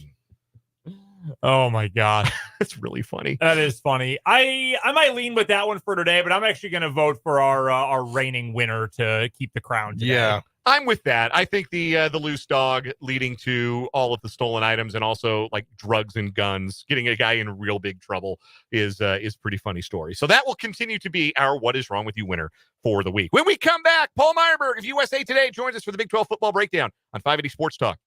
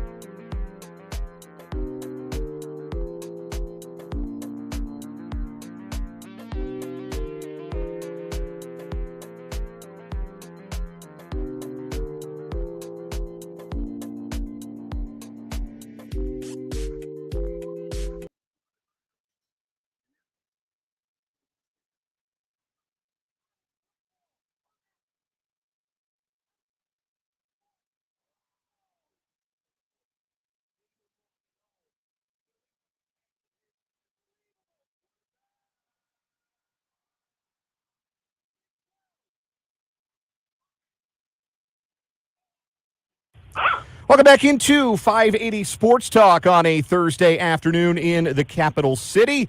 Dan, Brendan, and Spencer hanging out with you, and pleased to be joined on the Fleming Place Wine and Spirits Hotline by the great Paul Myerberg of USA Today for another round of the Big 12 football breakdown. Paul, college football is back, and before we get into the Big 12, what was your favorite game, favorite performance from week one on the college football scene? Yeah, I thought the best game that I saw was Notre Dame A&M. And I'm not sure at this point, guys, if A&M is going to be that good. I mean, the SEC is so tough. They could be 7-5 and be one of the top 20 teams in the country. I don't know what their record is going to be. We saw from Notre Dame, particularly that late touchdown drive, that kind of iced the game for them. I thought that was a big moment. I really did. So when I came out of the week, I know Georgia made a statement. Clemson made a statement in the other direction. Florida State, Miami, Florida, a lot of teams that I was talking about. But Notre Dame was the team of the week, and this defense with Riley Leonard on offense, I think they could be pretty good, guys, especially against the schedule they had. All right, let's get into the Big 12, who really had one marquee game on Saturday and kind of stumbled over their own 2 feet, talking about West Virginia and their performance against Penn State. West Virginia was a really polarizing team, it felt like, coming into this season. Some people looked at their record last year and Garrett Green's potential and saw a team that could maybe contend in the Big 12. Others looked at their strength of schedule last year, the fact that Neil Brown only got 1 year in his contract extension, and wondered if last year might have been a bit of fool's gold. Their performance against Penn State would appear to point toward the latter. Where do you come down on the Mountaineers after seeing them lose big at home to Penn State? Well, the performance that they put together doesn't give me a lot of confidence. I thought last year coming out of it, you obviously could not move on from Neil Brown. You had to commit to the coaching staff and to the direction of the program. But yeah, it wasn't a full-throated, wholehearted commitment, which made a lot of people wonder what exactly they were committing to, or if they had any faith that in 5 years, if they put that commitment down, West Virginia would be in a similar or better place. It doesn't look good through 1 week. I think that's a performance that lingers. And I think you look at Penn State and you talk about them all summer and you focus on them and all your workouts, and to come out flat like that, it's worrisome. Having said that, I thought Penn State looked really, really, really good and really at home in that new offense. So I want to look at it in a similar way to Notre Dame A&M. I think West Virginia still could be pretty good. They're not 9 wins. They may be 6-6, 7-5, but I think that performance has a lot to do more so with Penn State, who could definitely be a playoff team. I think they showed that in week one. Kansas and Kansas State both opened against FCS competition and both took care of business. KU beating Lindenwood 48-3. K-State beating UT Martin by a 41-6 count, and doing what you're supposed to do as top 25 teams against FCS opponents. I want to start with KU, though, because it was the first time we got to see Jalen Daniels back in action after he missed all but 3 games of 2023. From what you saw of Jalen Daniels, does it look like he's back? Does it look like he has returned to form and that the KU Jayhawks should be excited about what they saw from number 6? I don't think they should be overly excited, but I do think there are some positives to take away from it. I mean, just being on the field. I know that sounds stupid, but you went through all those months last year thinking, man, we're good. How good could we be if we had Jalen? That was probably what they were thinking October, November last season. So to have him back is one of the big positives of the week and of the start of the year for the Big 12. I think there's rust, and I don't think I'm alone in that. I think there's going to be a little bit of time here where he's going to need to work himself back into game speed shape. It's good to start this way in a game where you can throw an interception and you can be a little bit uncertain in the pocket. It's good to do that in 1 week against Lindenwood and then move forward. I'm not overly concerned, but no, guys, I wasn't oh my God, he's back. Get ready to bring the Heisman back to Lawrence. I mean, I wasn't thinking that. I do think that there's a lot to build on, and overall it was a positive performance. K-State clearly left plenty in the holster offensively in their 41-6 win over Tennessee Martin, but their defense, and I was at the game in Manhattan and got to see it from up top, their defense played very fast and looked very impressive. The lasting image of last year's defense was getting run all over by Abu Sama in the snow in a Farmageddon loss. So how important was it for K-State, for Joe Klanderman's group, to come out and put together a convincing showing, even against an FCS team in week 1? Yeah, and look, I will say up front that I didn't get to watch this game, so I'm embarrassed to say that I didn't try to talk about it. But if you talk about Kansas State looking into this year, and from my perspective, certainly Avery Johnson. It was just this chatter about how good can this kid be? Can he be the arm and the legs they need to go from 10-2 or 9-3 to the playoff? And that probably was unfair, because I do think that if you're going to have an Avery Johnson at QB and you're going to work through, as you see against UT Martin, a little bit of redshirt freshman, sophomore year kind of acclimation period as a first-time starter, you're going to have to lean on this defense. So whether you're playing FCS or you're playing straight-up Tennessee, to give up 36 yards and 38 carries is nothing to sniff at. So that's the big positive for sure. Did you guys like what you saw from Kansas State? Did you think that Avery Johnson was comfortable? What were you guys' thoughts on what you saw at the game? Like I said, I think they kept a lot holstered offensively, and I think that maybe caused K-State to feel like they were holding back a little bit in the first half. They only ran one designed run with Avery Johnson, so they certainly didn't pull everything out of the golf bag in order to put up their points, but they got comfortable in the second half, and Avery threw a bad pick, but otherwise I thought looked pretty good, which you could kind of say the same for Jayden Daniels. He threw one bad pick, but Jalen Daniels is really good other than that. So, yeah, I thought it was mostly encouraging offensively. I think most people felt the same, especially the second half. Yeah, that's good. I mean, look, these are two teams that have a lot of hype and a lot of promise. What you want to see if I'm rooting for the Kansas State or Kansas is you stay healthy through 1 week. You don't really show your whole envelope, but you get an idea of what you're about, and you just take care of business. So, I mean, you want to give them both an A+ through 1 week, because that's all you really need to do. Get ready for actual games starting up next 2-3 weeks. Paul Myerberg is our guest. He covers all things college football for USA Today, and he joins us every Thursday at this time for our Big 12 football breakdown via the Fleming Place Wine and Spirits hotline. Let's look ahead to those two games that are going to be a whole lot more competitive, or at least they should be for both KU and K-State. Let's start with the Cats. Kansas State going down to New Orleans to take on Tulane. This is not the same Tulane team that it's been the last couple of years, or the one that 2 years ago beat USC in the Cotton Bowl. New head coach in John Summerall, who I do like. Quarterback change. Michael Pratt is finally off to the NFL, so a change there as well. What do you make of this matchup, Paul, for K-State? How tough of an opponent is Tulane entering this season? Yeah, Tulane is probably one of the 10 toughest Group of 5 opponents that you could face, certainly when you're on the road. They're no joke. They are not as good as they have been, certainly not as good as they were 2 years ago or even last season. I am a John Summerall fan, as are you. I think that what he can do defensively, if you kind of meld that with what has been left over with Willie Fritz and that foundation, could be really special. The key to this game, guys, for Kansas State is don't give them anything.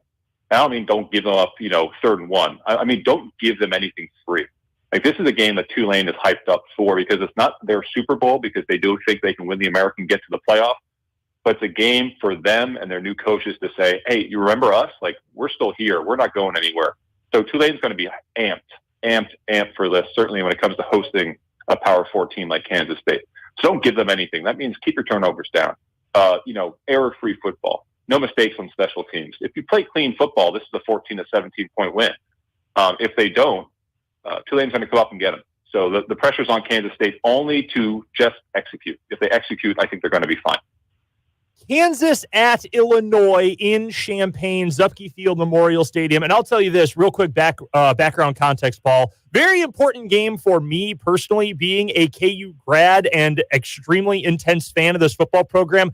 I grew up a fan of Illinois. My parents met there. They got engaged on the quad at Illinois. This is a very personal game for me in particular. What is KU going to have to do to pull off a road win this time after beating the Illini a year ago in Lawrence?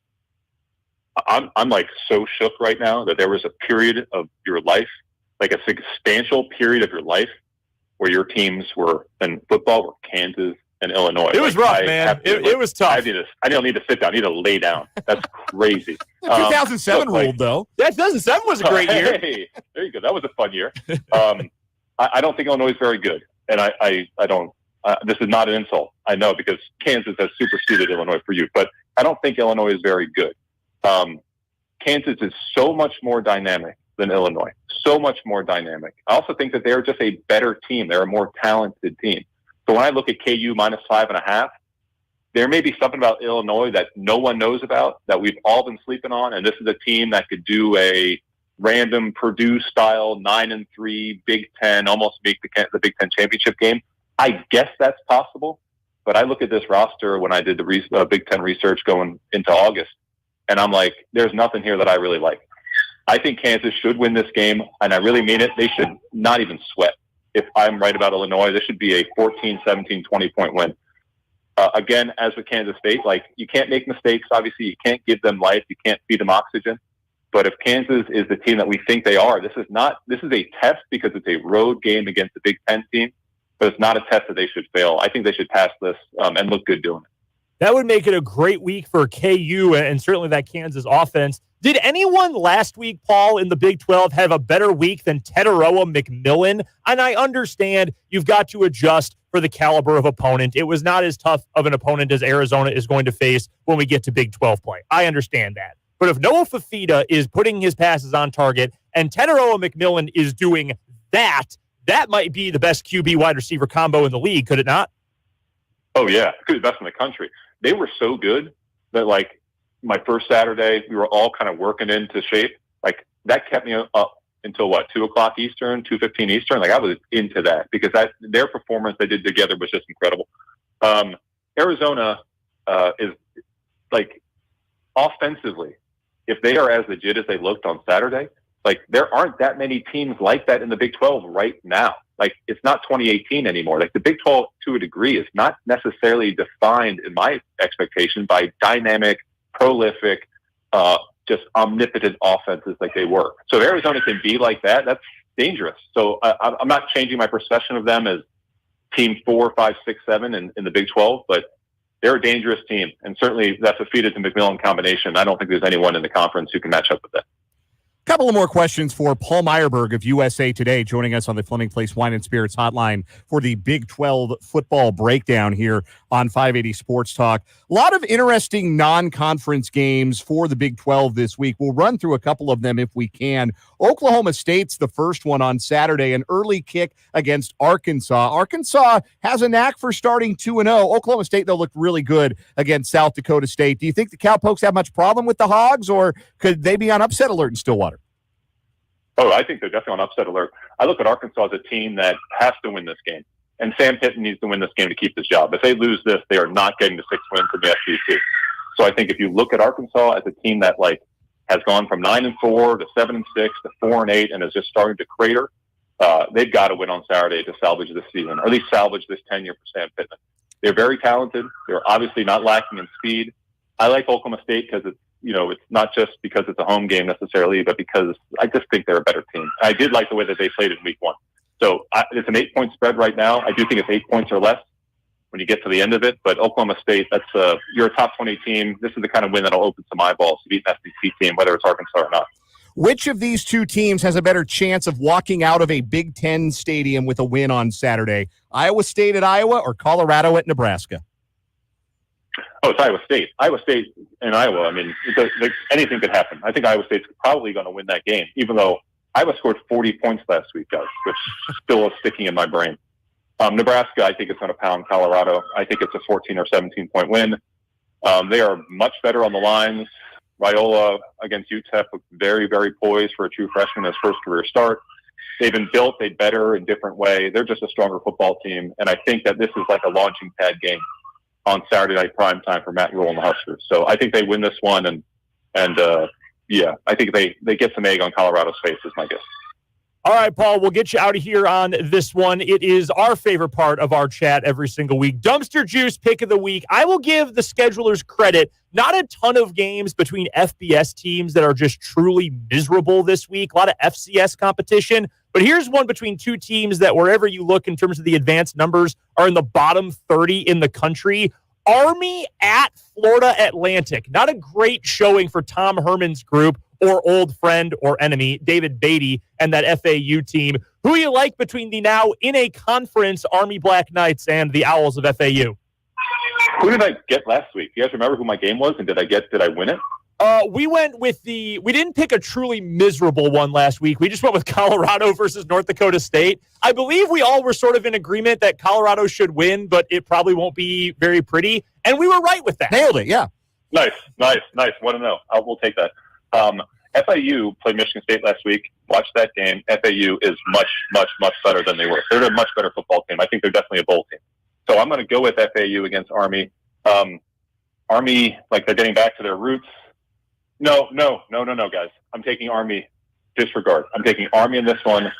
Army because they're going back to their roots a little bit, I'm taking the Cadets. So let's go with that. This is going to be 2-0, and I'm not looking back. It's all downhill from here. I respect it. Paul Myerberg of USA Today joining us for the Big 12 football breakdown here on 580 Sports Talk. Paul, it is always a pleasure. Enjoy the Saturday. Thank you, guys. Talk to you next week. That is Paul Myerberg. We'll come back and wrap up the 4 o'clock hour, 580 Sports Talk after this.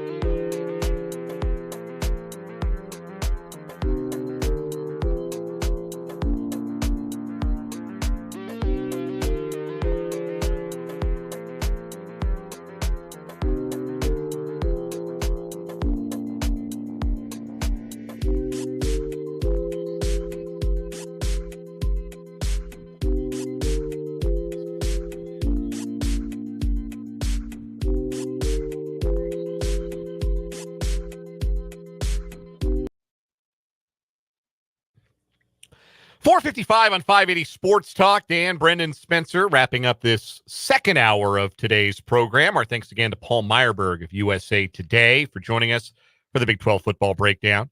Coming up in the 5 o'clock hour, we will hear from Mitch Holthus, unable to join us live as he would on a normal Thursday. This, of course, is not a normal Thursday. This is a red Thursday. This is kickoff Thursday for Mitch and the Chiefs. It's not a regular Thursday. It's a cool Thursday. It is a cool. It is. It's an aviator Thursday. Hell yeah, it is. I gotta put mine on again. Yeah, for throw the them on. There we for go. the end of this segment. There we go. Yeah. Yeah. We'll have some final thoughts on the Chiefs and the Ravens in the next hour as well. Want to tell you folks that the good people at Prairie Band Sportsbook are running a free NFL Survivor pool with your chance to win up to $25,000. You win $5,000 if you win the Survivor pool. If you run the table, you can win up to $25,000. It's free to enter, and the deadline to enter has been extended. You no longer have to race over there to get entered before kickoff tonight. You just have to get entered before kickoff on Monday night. That would obviously limit your options for your first Survivor pick. But if you want to get entered, prairieband.chalklinegames.com/games/survivor. That's prairieband.chalklinegames.com/games/survivor. Free to play NFL Survivor pool from Prairie Band Sportsbook. If you're watching the show on our YouTube or Facebook video, we're scrolling the URL along the bottom of the screen so you can catch that as well during our commercial break. So no excuse not to sign up. It's free to play. You can win $25,000 if you know ball with the NFL Survivor Pool from Prairie Band Sportsbook.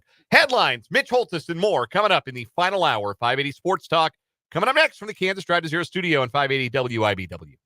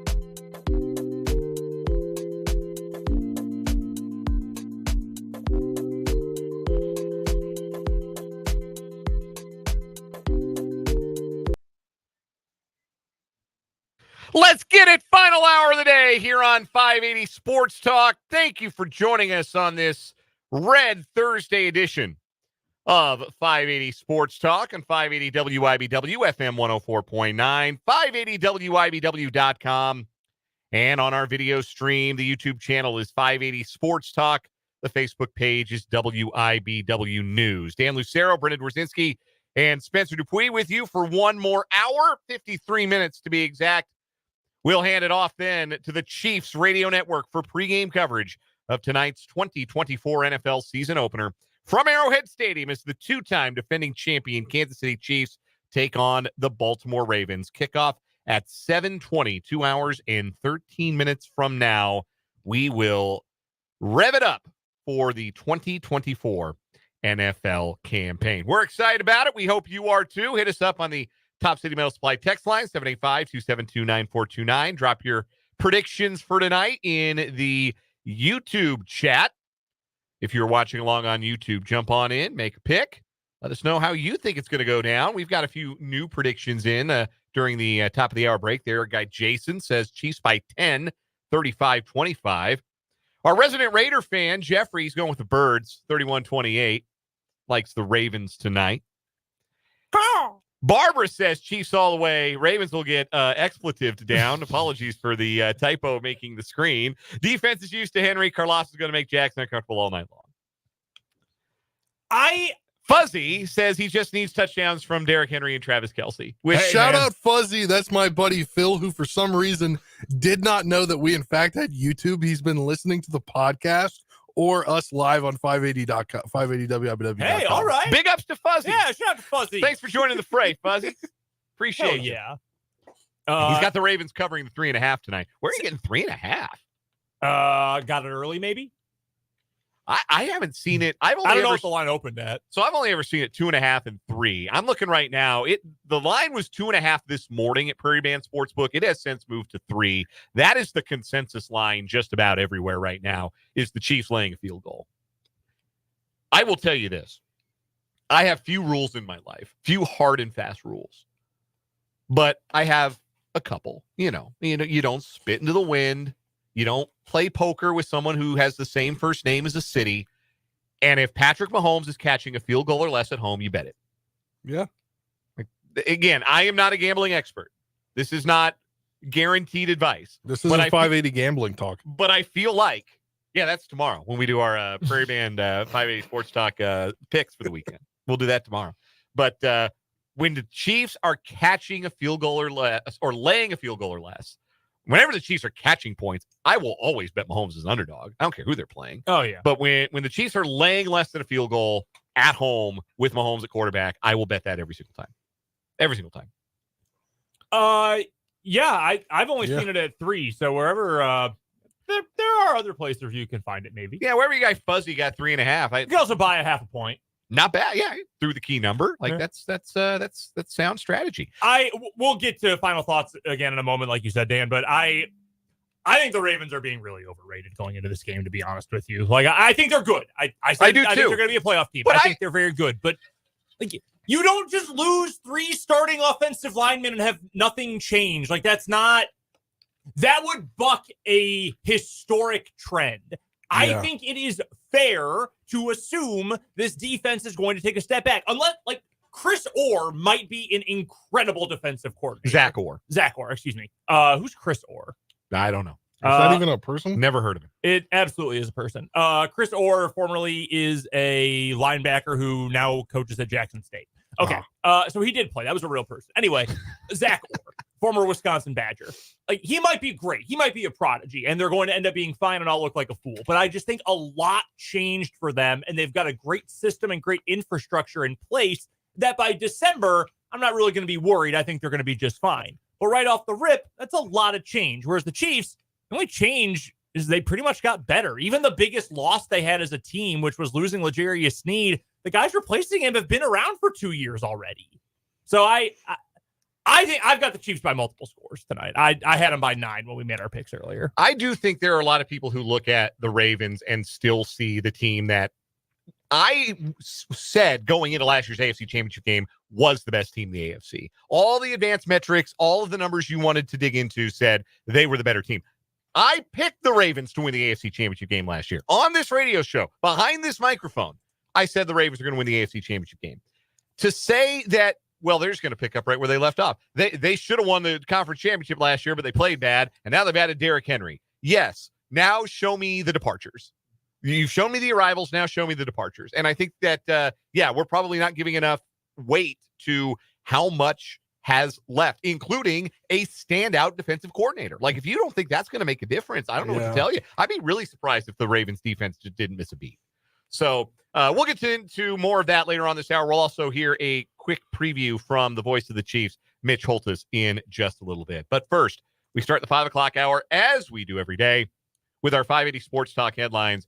And we start by telling you about one Chiefs fan who will not be watching tonight's game. Or any of the Patrick Mahomes era.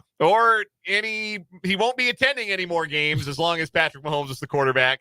Chiefs-aholic today received his prison sentence for that string of bank robberies that he pulled off. He has been sentenced to 17 and a half years in prison, after admitting to stealing more than $800,000 from banks in states such as Iowa, Nebraska, Tennessee, Minnesota, and Oklahoma. He had originally pled guilty to 19 charges, but pled guilty to the bank robberies later on, and now has been sentenced to 17 and a half years. The government was seeking 20 years. His attorneys were hoping for 10. Not an even split down the middle, but... No. He will serve his time at the Federal Correctional Institute in Greenville, Illinois. What do you know about Greenville, Illinois? I don't even know if I know where Greenville, Illinois is, to be completely honest with you. That's the new Bond County. Oh, okay. It's not by St. Louis. Yeah, it's just outside East St. Louis. Yeah, I'll tell you what. I wouldn't want to spend a whole lot of time in East St. Louis. No. I don't like driving through East St. Louis. That prison might be the safest place in East St. Louis. Yeah, man, it might be. Yes, Federal Correctional Institution, Greenville. Also, some other companies the world's largest manufacturer of band uniforms. Very random. Is also in Greenville. Absolutely a bonkers story. I'll tell you what, though. I bet that there is a Chiefs Radio Network affiliate not far in Eastern Illinois or Eastern Missouri and maybe even Southern Illinois. I bet he can listen to Mitch. I bet he use some of the commissary, buy himself a transistor, and he can listen to the Chiefs for the next 17 and a half years. He's gonna. St. Louis has, it's on KMOX. Oh, the Chiefs are on KMOX? Yeah.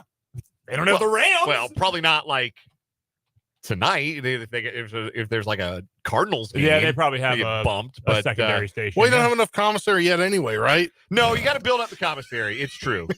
You do indeed have to build up the commissary. Yeah, man, I'll be damned that they're on KMOX. Yeah, is that the original KMOX 1120? I think we're lower on the dial for some reason. I actually don't know, to be honest with you. Could also hear them in Carbondale, Pittsfield, and Quincy, Illinois. Quincy is a little far north. Pittsfield might be listenable, depending on how strong that station is. Hey, Carbondale's honestly, close, right? No, Carbondale's too far south. Oh. That's like right on the Kentucky border. Not out of the question he could pull in 580. I mean, mostly our signal gets out a little better east than it does west, or west than it does east, rather, at night. Mm-hmm. But, hey, you never know. Fun fact, KMOX's transmitters in Illinois. St. Louis's station, like that is the St. Louis radio station, just like we are. Well, frankly, we are Kansas's radio station, all things considered. But they're towers in Illinois. How about that? Pontoon Beach. There's not a lot of pontooning there. Clearly, I've been just to let you know. First headline for me today on our 580 Sports Talk headlines: the UConn Huskies, for now, will not be coming to the Big 12. Brett Yormark releasing a statement today. As commissioner, it is my responsibility to explore a variety of value-creating opportunities on behalf of the Big 12. Following detailed discussions with my conference colleagues alongside UConn leadership, we have jointly decided to pause our conversations at this time. We will instead focus our attention and resources to ushering in this new era of college athletics. A few thoughts here. One, good. I don't want UConn in the Big 12. Dan, I don't know if you were... I don't know if you were here the last time we were speaking about this. Spencer and I know we're having a conversation about it, but I don't like it. I don't think it is good. I do not think it is a beneficial thing for the Big 12. I mean, I understand why ESPN wants it to happen, because ESPN currently doesn't air any UConn games that aren't in preseason tournaments because they're in the Big East and they don't have the Big East rights package. They do have the Big 12 rights package, though, and that way you get the team that's right down the street from you. I don't like it. I'm glad this is not going to happen. I think your Mark wanted it, though. Well, yeah, and he's a Northeast guy. That's his part of the country. I definitely think he wanted it. I don't think he could sell it to his membership. That's the issue. I think there were too many no votes. We talked about it. You got to get 3/4 vote. Yes. Yeah, needed 12 of 16. And I don't think he was going to get the vote. And I really do think the power players in the conference, if you're Bill Self, and there was a comment recently, or it was Goff, actually, Travis Goff recently, who made a comment you want to explore things, you want good competition, etc. You're Bill Self, and you're one of the basketball coaches that actually has real pull in your athletic department. Like Tad Boyle does not have that kind of pull at Colorado, but Bill Self has that kind of pull at Kansas, obviously. I don't want to go to stores. We already schedule hard. Our league is already an absolute bear. We already play a tough non-conference schedule. I don't want to make that trip. And I'm sure Kelvin Sampson and Scott Drew, who I would consider the most powerful basketball coaches in the league next to Bill Self, I don't think they would want that either. So I'm not surprised. As a front office member of a professional sports organization, as an owner, an administrator of a professional sports organization, you do need to listen to your constituents. You do need to listen to your business partners on matters such as this. So I think this is wise of Brett Yormark to get this to settle down. It is interesting, though. This is a major ink blot test. This is Big 12 realignment Rorschach test. Our friend John Kurtz used to work over at K-Man in Manhattan, now is a YouTuber. He does his Big 12 newsletter as well. I saw him post on Twitter today that he thinks, he's like, yeah, this ain't going anywhere. This is not going to disappear anytime soon. Ralph Russo of the Associated Press, college football writer, he said on Twitter today, I think this is dead. I do not expect any sort of movement on this for the considerable future. So depending on what you want to see, and I mean, I trust both of those guys entirely, but it feels like depending on what you want to see is what you are going to see out of this Brett Yormark statement for today. But the one fact of the matter, UConn will not be a Big 12 member in the immediate future, and I, for one, am glad. Yeah, that makes two of us. All right, for me, my first headline is actually two transactional notes for the two Kansas City professional teams. I'll just get them out of the way. We talked about them already. But Hunter Renfrow reinstated from his rehab assignment and is off the IL. They've optioned Steven Cruz to AAA, as AAA, I believe, won their division and is in the playoffs. They're always good. Yeah. The Storm Chasers win all the time. And then they've designated Dan Ottalavilla for assignment as he returned from his rehab assignment. So that experiment is over unless he clears waivers. Grand opening, grand closing for Dan Ottalavilla. He was up for all of a week, I think. Yeah. The Chiefs and tight end Noah Gray have reached an agreement on a 3-year contract extension worth $19.5 million. According to Ian Rappaport, he can get $6 million signing bonus and $10 million guaranteed at signing. He's a jack of all trades, is what Noah Gray is. Yeah, he's a good player. I truly was not expecting Noah Gray to get a new contract with the Chiefs. And I'm glad. He's a good player. Teammates like him. He's a good charity guy. He's got diabetes, so I'm a big fan of his. No problem with him as a player and as a piece of this team. It is just a little surprising. They still have Carson Steele listed as a fullback, even though I think he's going to just play running back. But some of your fullback, H-back stuff is what Noah Gray does, so there's some overlap there. You just drafted Jared Wiley, who is also a catch-first tight end at this point, which Noah Gray is, so there's overlap there. And, I mean, overlap with Kelsey, too, but that's kind of a different situation.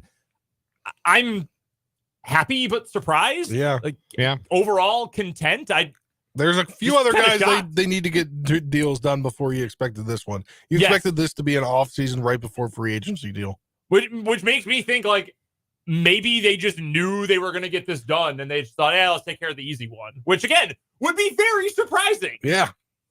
Yeah. Strange situation. Good for him, though. $10 million guaranteed, $6 million up front. That's pretty good for tight end 2. Next headline for me. Things are not great right now for Memphis men's basketball. They have acknowledged that there is a letter What else alleging is new? widespread potential NCAA violations in their men's basketball program. You may have noticed that they fired 4 of their 7 assistants earlier this week. A totally normal thing to do in September. A month before your Midnight Madness. Yeah.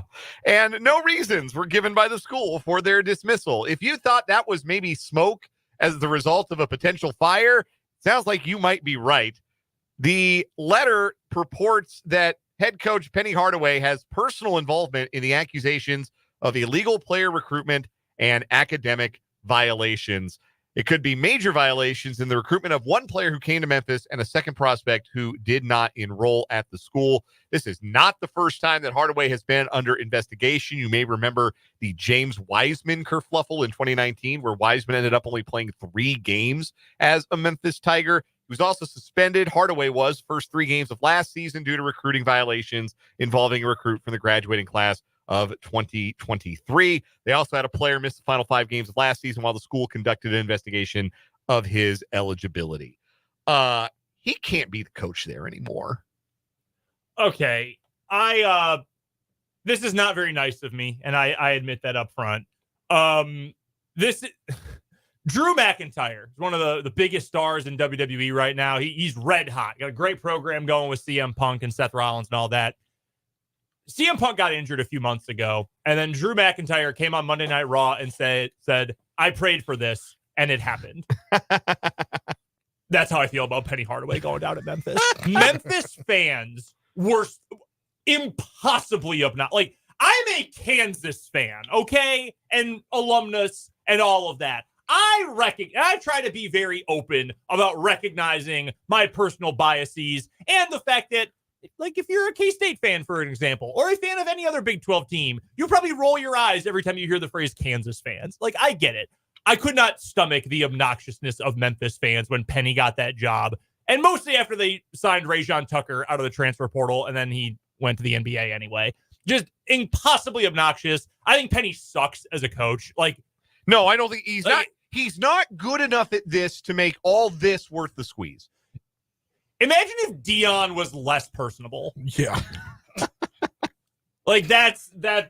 Okay, even better. Imagine if Dion didn't have Shedeur as his kid. Yeah. Like, that's what Penny is. Like, he can't coach. He can recruit. He's like, oh, yeah, let's go play for Memphis basketball. I'm going to go play for Penny. This is going to be cool. Like, he can do all that. He can't coach. He's never been able to coach. The minute they hired him, man, this was obvious this was going to happen. Also, like, no, it's fine. We promise it's fine. Dog, one of the guys you fired was Rick Stansbury. Like, you're so cooked. It is so over. Wait, Middle Tennessee lure? Yeah. Yes? I remember that guy. Yeah. Good old Slick Rick. Yeah. Can't believe that guy got wrapped up in this. Yeah, man. It's a bad look. He's not nearly a good enough coach to be worth all of this. I know he's an all-time great. He is a Memphis legend in so many ways. But, yeah, he can't be the coach there any longer. Like, it's time for that program to move on. Next one for me. This broke late last night, 10 o'clock Central Time, if not later last night. But one of the last remaining big-name free agents from this past baseball offseason got a big ol' fat deal from the San Francisco Giants. Third baseman Matt Chapman agreed to a 6-year extension last night with the Giants worth $151 million. That keeps him from opting out of the next year of his contract to enter free agency. It replaces the last 2 years of the 3-year deal he signed earlier this year. So in a sense, he's getting a 3-year extension with more guaranteed money. He also gets a full no trade clause. This will keep him under contract until 2030 when he will be 37 years old. Been a really good year for Matt Chapman. In fact, 121 OPS plus. So for those who know that stat, 21% better in terms of offensive production than the average major league batter. That's pretty good. 445 slug. The OPS itself is at 778, 22 home runs, 69 driven in for a floundering Giants team. Good player. Really good player. Yeah, he's been a great defender, Platinum Glove winner. Yeah. Over at third base. Wish one of the 2 teams I followed had brought him in this offseason. I mean, the Royals already spent a bunch of money. I can't be mad at them. But, yeah, good business by the Giants. 4-time Gold Glover, former All-Star. Yeah. Good player to keep Paying around. him deep into his 30s. So the Giants really bringing the feeling back from the 2000s when all of their players were 38 years old. Do you have one more headline, Spencer? Yeah, I do. Update the story that you told us yesterday, less than 24 hours after the Commanders put their VP of content, Rael Enton, on administrative leave as they investigated the situation. They have fired him. That's something that may have not happened by the guy that hired him, Daniel Snyder. Yeah, Daniel Snyder would have dug in his heels and been like, actually, this is not a problem. Actually, this is great. I don't have to Thanks for doing my dirty work about Jerry. Yeah, I don't have to do any of this. I don't have to do anything I don't want to do because I'm Daniel Snyder. No.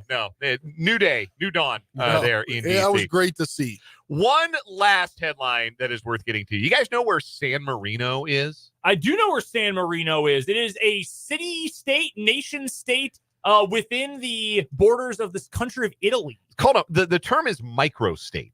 Is what you're looking for. Yes, San Marino is a microstate that has had a competitive men's national soccer team since 1990 and had never won a competitive game until today.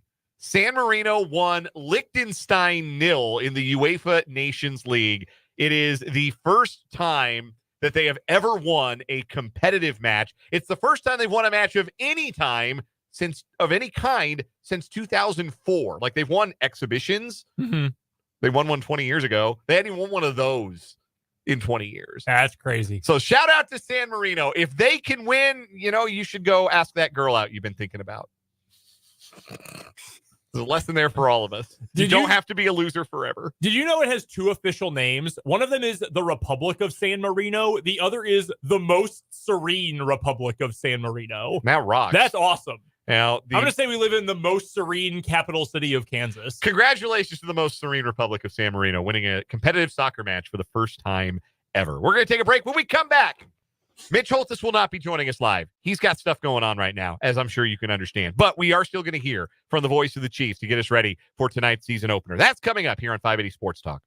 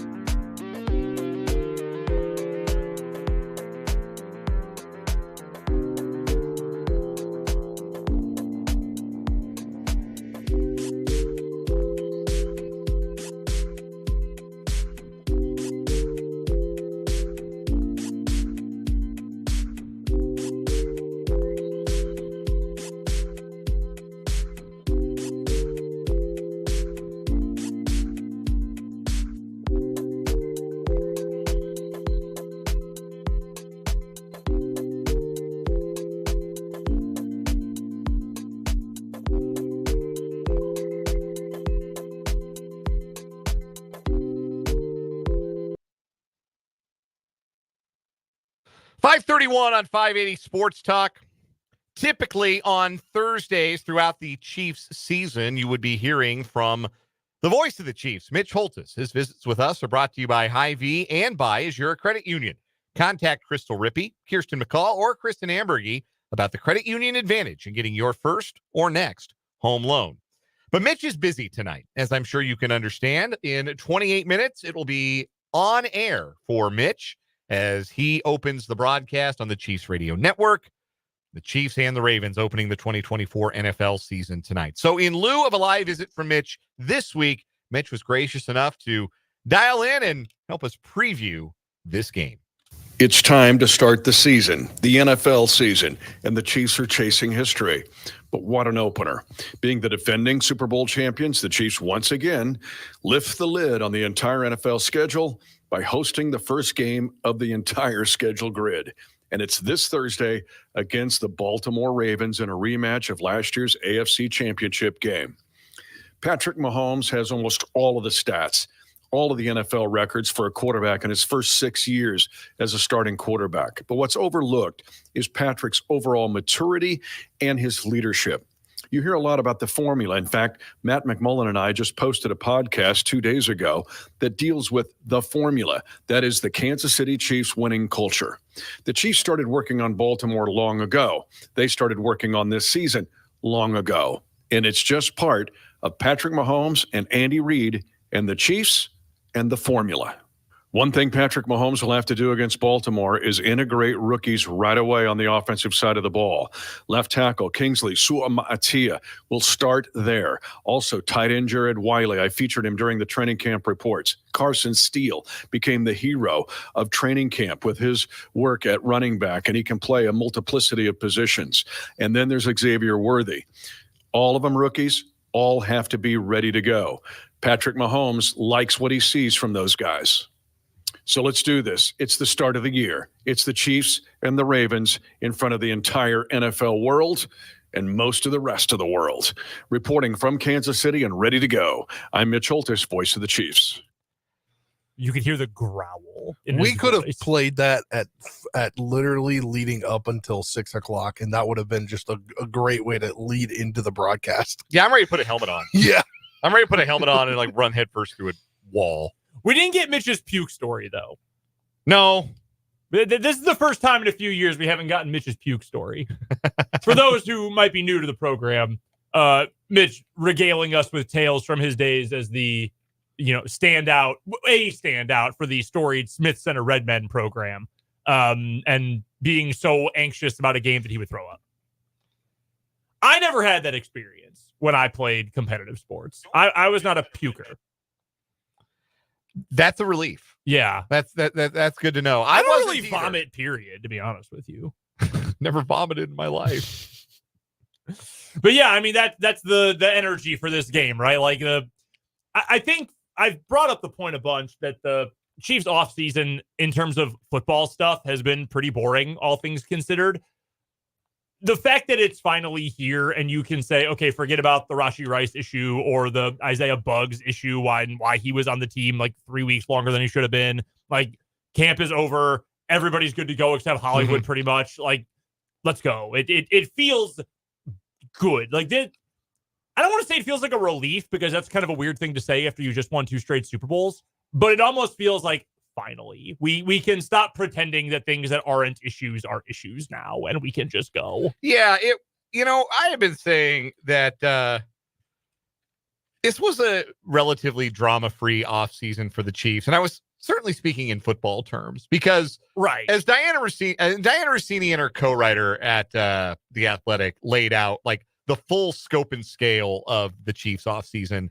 And it was actually a lot. Like, you had the stadium drama. You had Rashee Rice doing a cannonball run through the heart of downtown Dallas and lucky that he escaped with his life. Harrison Butker said some stuff publicly that was not well received in all corners of the world. That happened. BJ Thompson had a seizure at the training facility. Very scary deal. He had to be resuscitated in the team facility. There were a bunch of other things. Look, Travis Kelce continued to be like more famous and do more off the field stuff than he's ever done. He And basically went on a world tour with his girlfriend and then also like shot TV shows and movies. he did. Like, there was a lot that went on this offseason. That much is true. But just none of it affected the football, like, of it. And that's the most important part, right? Like, Andy Reid has always, for better and sometimes for worse, kept the main thing the main thing. And the main thing is always football. The main thing is always the 60 minutes on Sunday or Thursday night, as the case may be. And there may be some things that happen outside of the team facility. There may be some things that happen away from football that have nothing to do with football. But when you get to the team facility, when the lights go on, when the ball is kicked off, none of that stuff matters. The outside noise doesn't matter. It's all about football. And this Chiefs team has done, given everything that we just laid out that happened this offseason, an outstanding job keeping the main thing the main thing. And it's why they have a chance to win a third straight Super Bowl, because it's not a circus. Like, there have been some successful teams that were circuses. Yeah. The Dallas Cowboys in the 90s were a circus when they won those 3 Super Bowls in 4 years. The Seahawks were a total circus when they won a Super Bowl and then very nearly won another. And they became a bigger circus after that. Like, sometimes you can be successful when things get a little weird off the field or things get a little weird in the locker room. But these Chiefs keep the main thing the main thing. It is the thing about Andy Reid and the thing about this football team that I think gives them the best chance to do the unprecedented this year. And all of us think they're going to do it. All of us think they're going to win the Super Bowl. And the reason I think they've got the best chance, outside of they have the greatest football player I've ever seen, is they remain so focused and so locked in, and there are no ulterior motives for this team. There's no disease of me or disease of more, whichever you like. It's all about the next game. It's all about the next challenge. It's all about being there and lifting the Lombardi Trophy in February. You mentioned a little bit earlier on that this dynasty for the Chiefs feels different than those past or for quarterbacks specifically, it feels a little different. And there were a number of people who, for Tom Brady, especially in the latter part of his career, were on the, like, why would I bet against him? Like, how many times do I need to get burned before I actually learn my lesson? I'm just always going to pick him to win the big game or pick Belichick to win the big game. But there were also plenty of, he's actually washed. He was never that good. System QB, all the various other things that they would say about him. But it is kind of interesting that I can't speak directly for the first of the 3 and 4 years Super Bowl wins for the Patriots, because I remember them. I remember watching the games, but I was also very young at the time. The latter dynasty for the Patriots, when they went to, 5 straight Super Bowls and won 3 of them. The thing that stood out about that was there was always kind of, not this time. This year, it's not going to happen. Remember that Chiefs Week 1 game where Alex Smith went nuts? Oh, yeah. Yeah. Was that Mahomes' first season? Yes. 2017? Yeah. Yeah, because the offense was amazing for about 9 to 10 weeks. Like and then Kareem Hunt had the long touchdown pass, and Eric Berry tore his Achilles in the fourth quarter. That was terrible. Yeah, Kareem Hunt never fumbled a single time in college, fumbled on his first carry, and amazingly, Andy Reid stuck with him, and it turns out that guy was pretty dang good at the time. But there was always a little bit of Brady is finally going to be done, or Belichick is going to lose his touch at some point, or the defense can't always be great, even if it was kind of wish casting. For this Chiefs team, though, really, what do you say? The Bills have Josh Allen. Okay, the Chiefs have Patrick Mahomes. This year's the year. Why? What makes you feel that way other than a superhuman performance, which you can't really predict? That's sort of outside the margin of error, to borrow a phrase loosely from the political world right now. This is the Bengals time. Remember when Joe Burrow beat Patrick Mahomes? Well, no, because Joe Burrow played against the Chiefs defense and Patrick Mahomes played against the Bengal defense. That was a great game. Joe Burrow was awesome in that game, and they went and played for a Super Bowl. That was also the 2021 season. That it will be 4 years since that game when the playoffs happened this year, or 3 years, I'm sorry, since that game happened when the playoffs start this year. That does nothing for me at this point. It's going to be Houston. Houston's the team now. Why? I think Houston's going to be really good. We all picked them to win the AFC South. Stroud looks like he's the real deal. Holyfield. What? I think DeMeco Ryans is an awesome coach. Spencer, you picked him to win Coach of the Year. Yeah. I think DeMeco Ryans is awesome. How do we know that he can, in a game like that? Kyle Shanahan, Mr. Perfect, greatest, smartest, brain genius, wonder kid coach of all time, gets put in a clown suit every time they face the Chiefs in a big game. 2 Super Bowls, in fact, that has ended up happening. And it's also in ways you don't think are going to happen. Like you would think a genius of an offensive coach and a coach in general with the pedigree that his dad had and just where he's coached, you would get the details right. You would prepare better, right? And they didn't, and that was the big problem in the Super Bowl. Like, what? There's just nothing that you. It could, like, the Chiefs could go 10-7 and just be like kind of go through the motions and then disappoint in the playoffs. Absolutely within the realm of possibilities. 100% that's possible because it's the NFL. It's hard to win. As we've talked about this week, we talked about that with Matt on Monday. In fact, Matt Verderem, that the Chiefs have played so much football in the last 3 years. Just an unbelievable amount of extra football games. Or last 5 years, really. Like, that could happen, certainly. Yeah. But that's not like this team has a fatal flaw and we can beat it. There's nothing like that. Like every other contender, there's something you can point to. The 49ers last year, a lot of people picked them to win the Super Bowl. They could not stop the run. I'm actually a little surprised the Chiefs didn't run on them more because even with all those good linebackers, they were bad against the run last year. Like everybody's got something. This Chiefs team, you just point to them and say, like, the Bills will beat them because I want them to. Oh, okay. Like that's kind of what we're left with. And it's boring if you're a takesman, you're a pro hot take guy. But it's the truth. It's hard to do this even twice in a row, and the Chiefs accomplished it. It's never been done 3 times in a row. But when the dust settles, if the Chiefs are still there, you're going to have to beat them. And that has proven impossible. Yeah. Mitch was right. Was it 20? Which Super Bowl was it? It was the Eagles. What was the second one? It was the second Yes. one where you can doubt them, you can disrespect them, but you're going to have to deal with them. And look, that has prescient. Yeah, that has been the ethos, and that has worked for the Chiefs. And if they are there once again in January in the AFC, if you are going to beat them, you are going to have to beat them because they're sure not going to beat themselves. We're taking a quick break. When we come back, some final thoughts on Chiefs Ravens, including a prop bet we all like for the game. That's coming up as we wind down this edition of 580 Sports Talk from the Kansas Drive to Zero studio.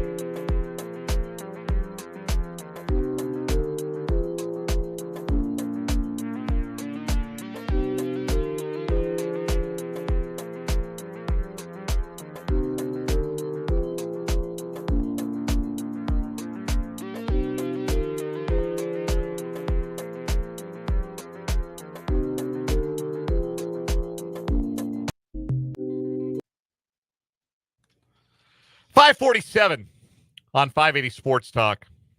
In 13 minutes, we'll hand it off to the Chiefs Radio Network for pregame coverage. Chiefs-Ravens tonight at Arrowhead Stadium. We are all on the Chiefs tonight. We are all on the Chiefs, I think. Now, you've got them by a field goal, right, Spencer?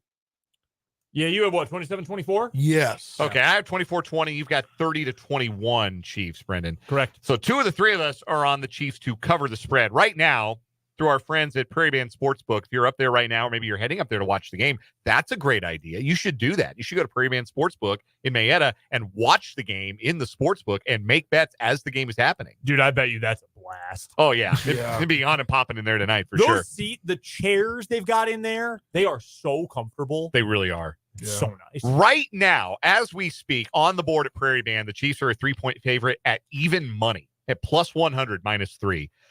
Minus 121 if you want the Ravens to cover the field goal. Money line, Chiefs minus 150. The total is 46.5. So you both like the over. I'm on the under tonight, I guess, which never a fun thing to bet when you get two great quarterbacks like Patrick Mahomes and Lamar Jackson. Right. But that's what it looks like right now on the board at Prairie Band. Prairie Band also has prop bets, and Brendan, I was wondering if there might be one you like. Yeah, I think it's going to be a high-scoring game, and with that, I think it's going to be a big night for Patrick Mahomes. I'm going to go over on passing yards. There's actually a big menu of them you can get over at Prairie Band. I know that this sounds like one long, big ad, but there are a lot of books. I could pull up a book on my phone right now and get one option at a certain place for an over-under on passing yards. There's I think 10 listed here for each quarterback, over and under. Over 269.5. That's the closest to even money that you can get. I think Mahomes is going to throw the ball really well. I've got concerns about this secondary for Baltimore to be like, I agree with what you said earlier. Kyle Hamilton, awesome. I agree that I think he's the best safety in the NFL. Marcus Williams, that their other safety spot is okay. Like that's fine. Marlon Humphrey's good. He is susceptible to be getting burned over the top. That was a bad sentence, but you know what I'm trying to say. Like Brandon Stevens is their other starting corner. What do you know about Brandon Stevens? His name. There you go. Like that. It's not the kind of Baltimore secondary we are historically used to seeing from them. They've got a good front. There's no doubt about that. And Roquan Smith, for my money, is the second best linebacker in the NFL. Close to Fred Warner. Not Fred Warner, but close. I think Roquan Smith's really, really good. Patrick Queen owes him a bunch of money from his new contract. But I think this is going to be a big night for Patrick Mahomes. So I'm going to go over 270 or more yards. I am too taking an over on Patrick Mahomes, but I'm taking the over on his 2.5 touchdown passes thrown by Patrick Mahomes. Okay. He's going to throw 3, and then it's going to be 24. Or no, then it's going to be 2 field goals. That's what it was going to be. That's plus 210 right now. At Prairie Band Sports. Shout out Prairie Band. Didn't even do this on purpose. There you go. Wearing the hat today. He does. He's got the hat on. If you just wear it every day, then you're just always ready for it. That's true. What's your prop? My favorite prop right now, you can get plus money on Chris Jones to record a sack tonight. What have we been talking about all day? The Ravens' questions on their interior line. They've got a lot of questions. And I wonder how they're going to block Chris Jones. And I wonder how they're going to keep Chris Jones from running down Lamar Jackson at least once, especially if the Chiefs get ahead. And I think the Chiefs are going to play from ahead for the most of the night. If they get ahead, and they got to keep Lamar in the pocket, and he's got to do some straight drop back stuff. Chris Jones is going hunting. And if he wants 20 sacks, he better start that tonight. So I like Chris Jones over half a sack at plus 105.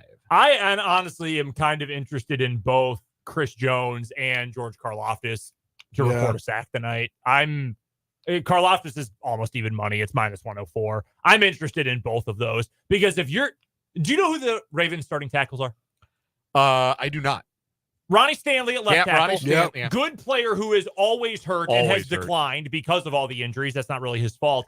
And then rookie, what is his name? Rookie Roger Rosengarten. Yes. In fact, actually, the Ravens official website doesn't even list Rosengarten as their starter at right tackle. They list Patrick McCarry. And if that's either one, get me George Karlaftis on that side of the field. Yeah. Get him over there because I think that's a really favorable matchup for him.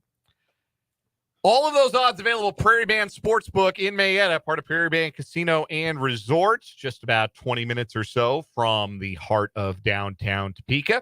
They also are offering a free-to-play NFL Survivor pool. You don't even have to go to Prairie Band Sportsbook. You can just go online and enter that free NFL Survivor pool for your chance to win up to $25,000. prairieband.chalklinegames.com/games/survivor. Real quick from the Top City Metal Supply text line from the 785. You parlaying any of these props tonight?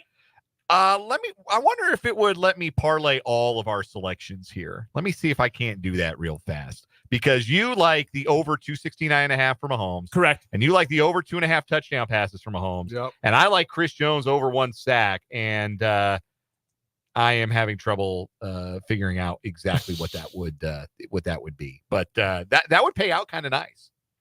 Yeah, I think it would. I can tell you real quick if you'll give me like 10 seconds here before we hit the commercial break. Yeah, no, I think that would end up being pretty good. So mine at -113, Spencer's at +210, Dan's, yours at, what was it, +105? Yes. So with those odds, if you put down a $100 bet, your max winning would be $1,098. So it's +1098. Yeah. Would be your two with plus money. Not too shabby. Let's do it. We got to take a break. We'll come back, wrap things up with the final word after this.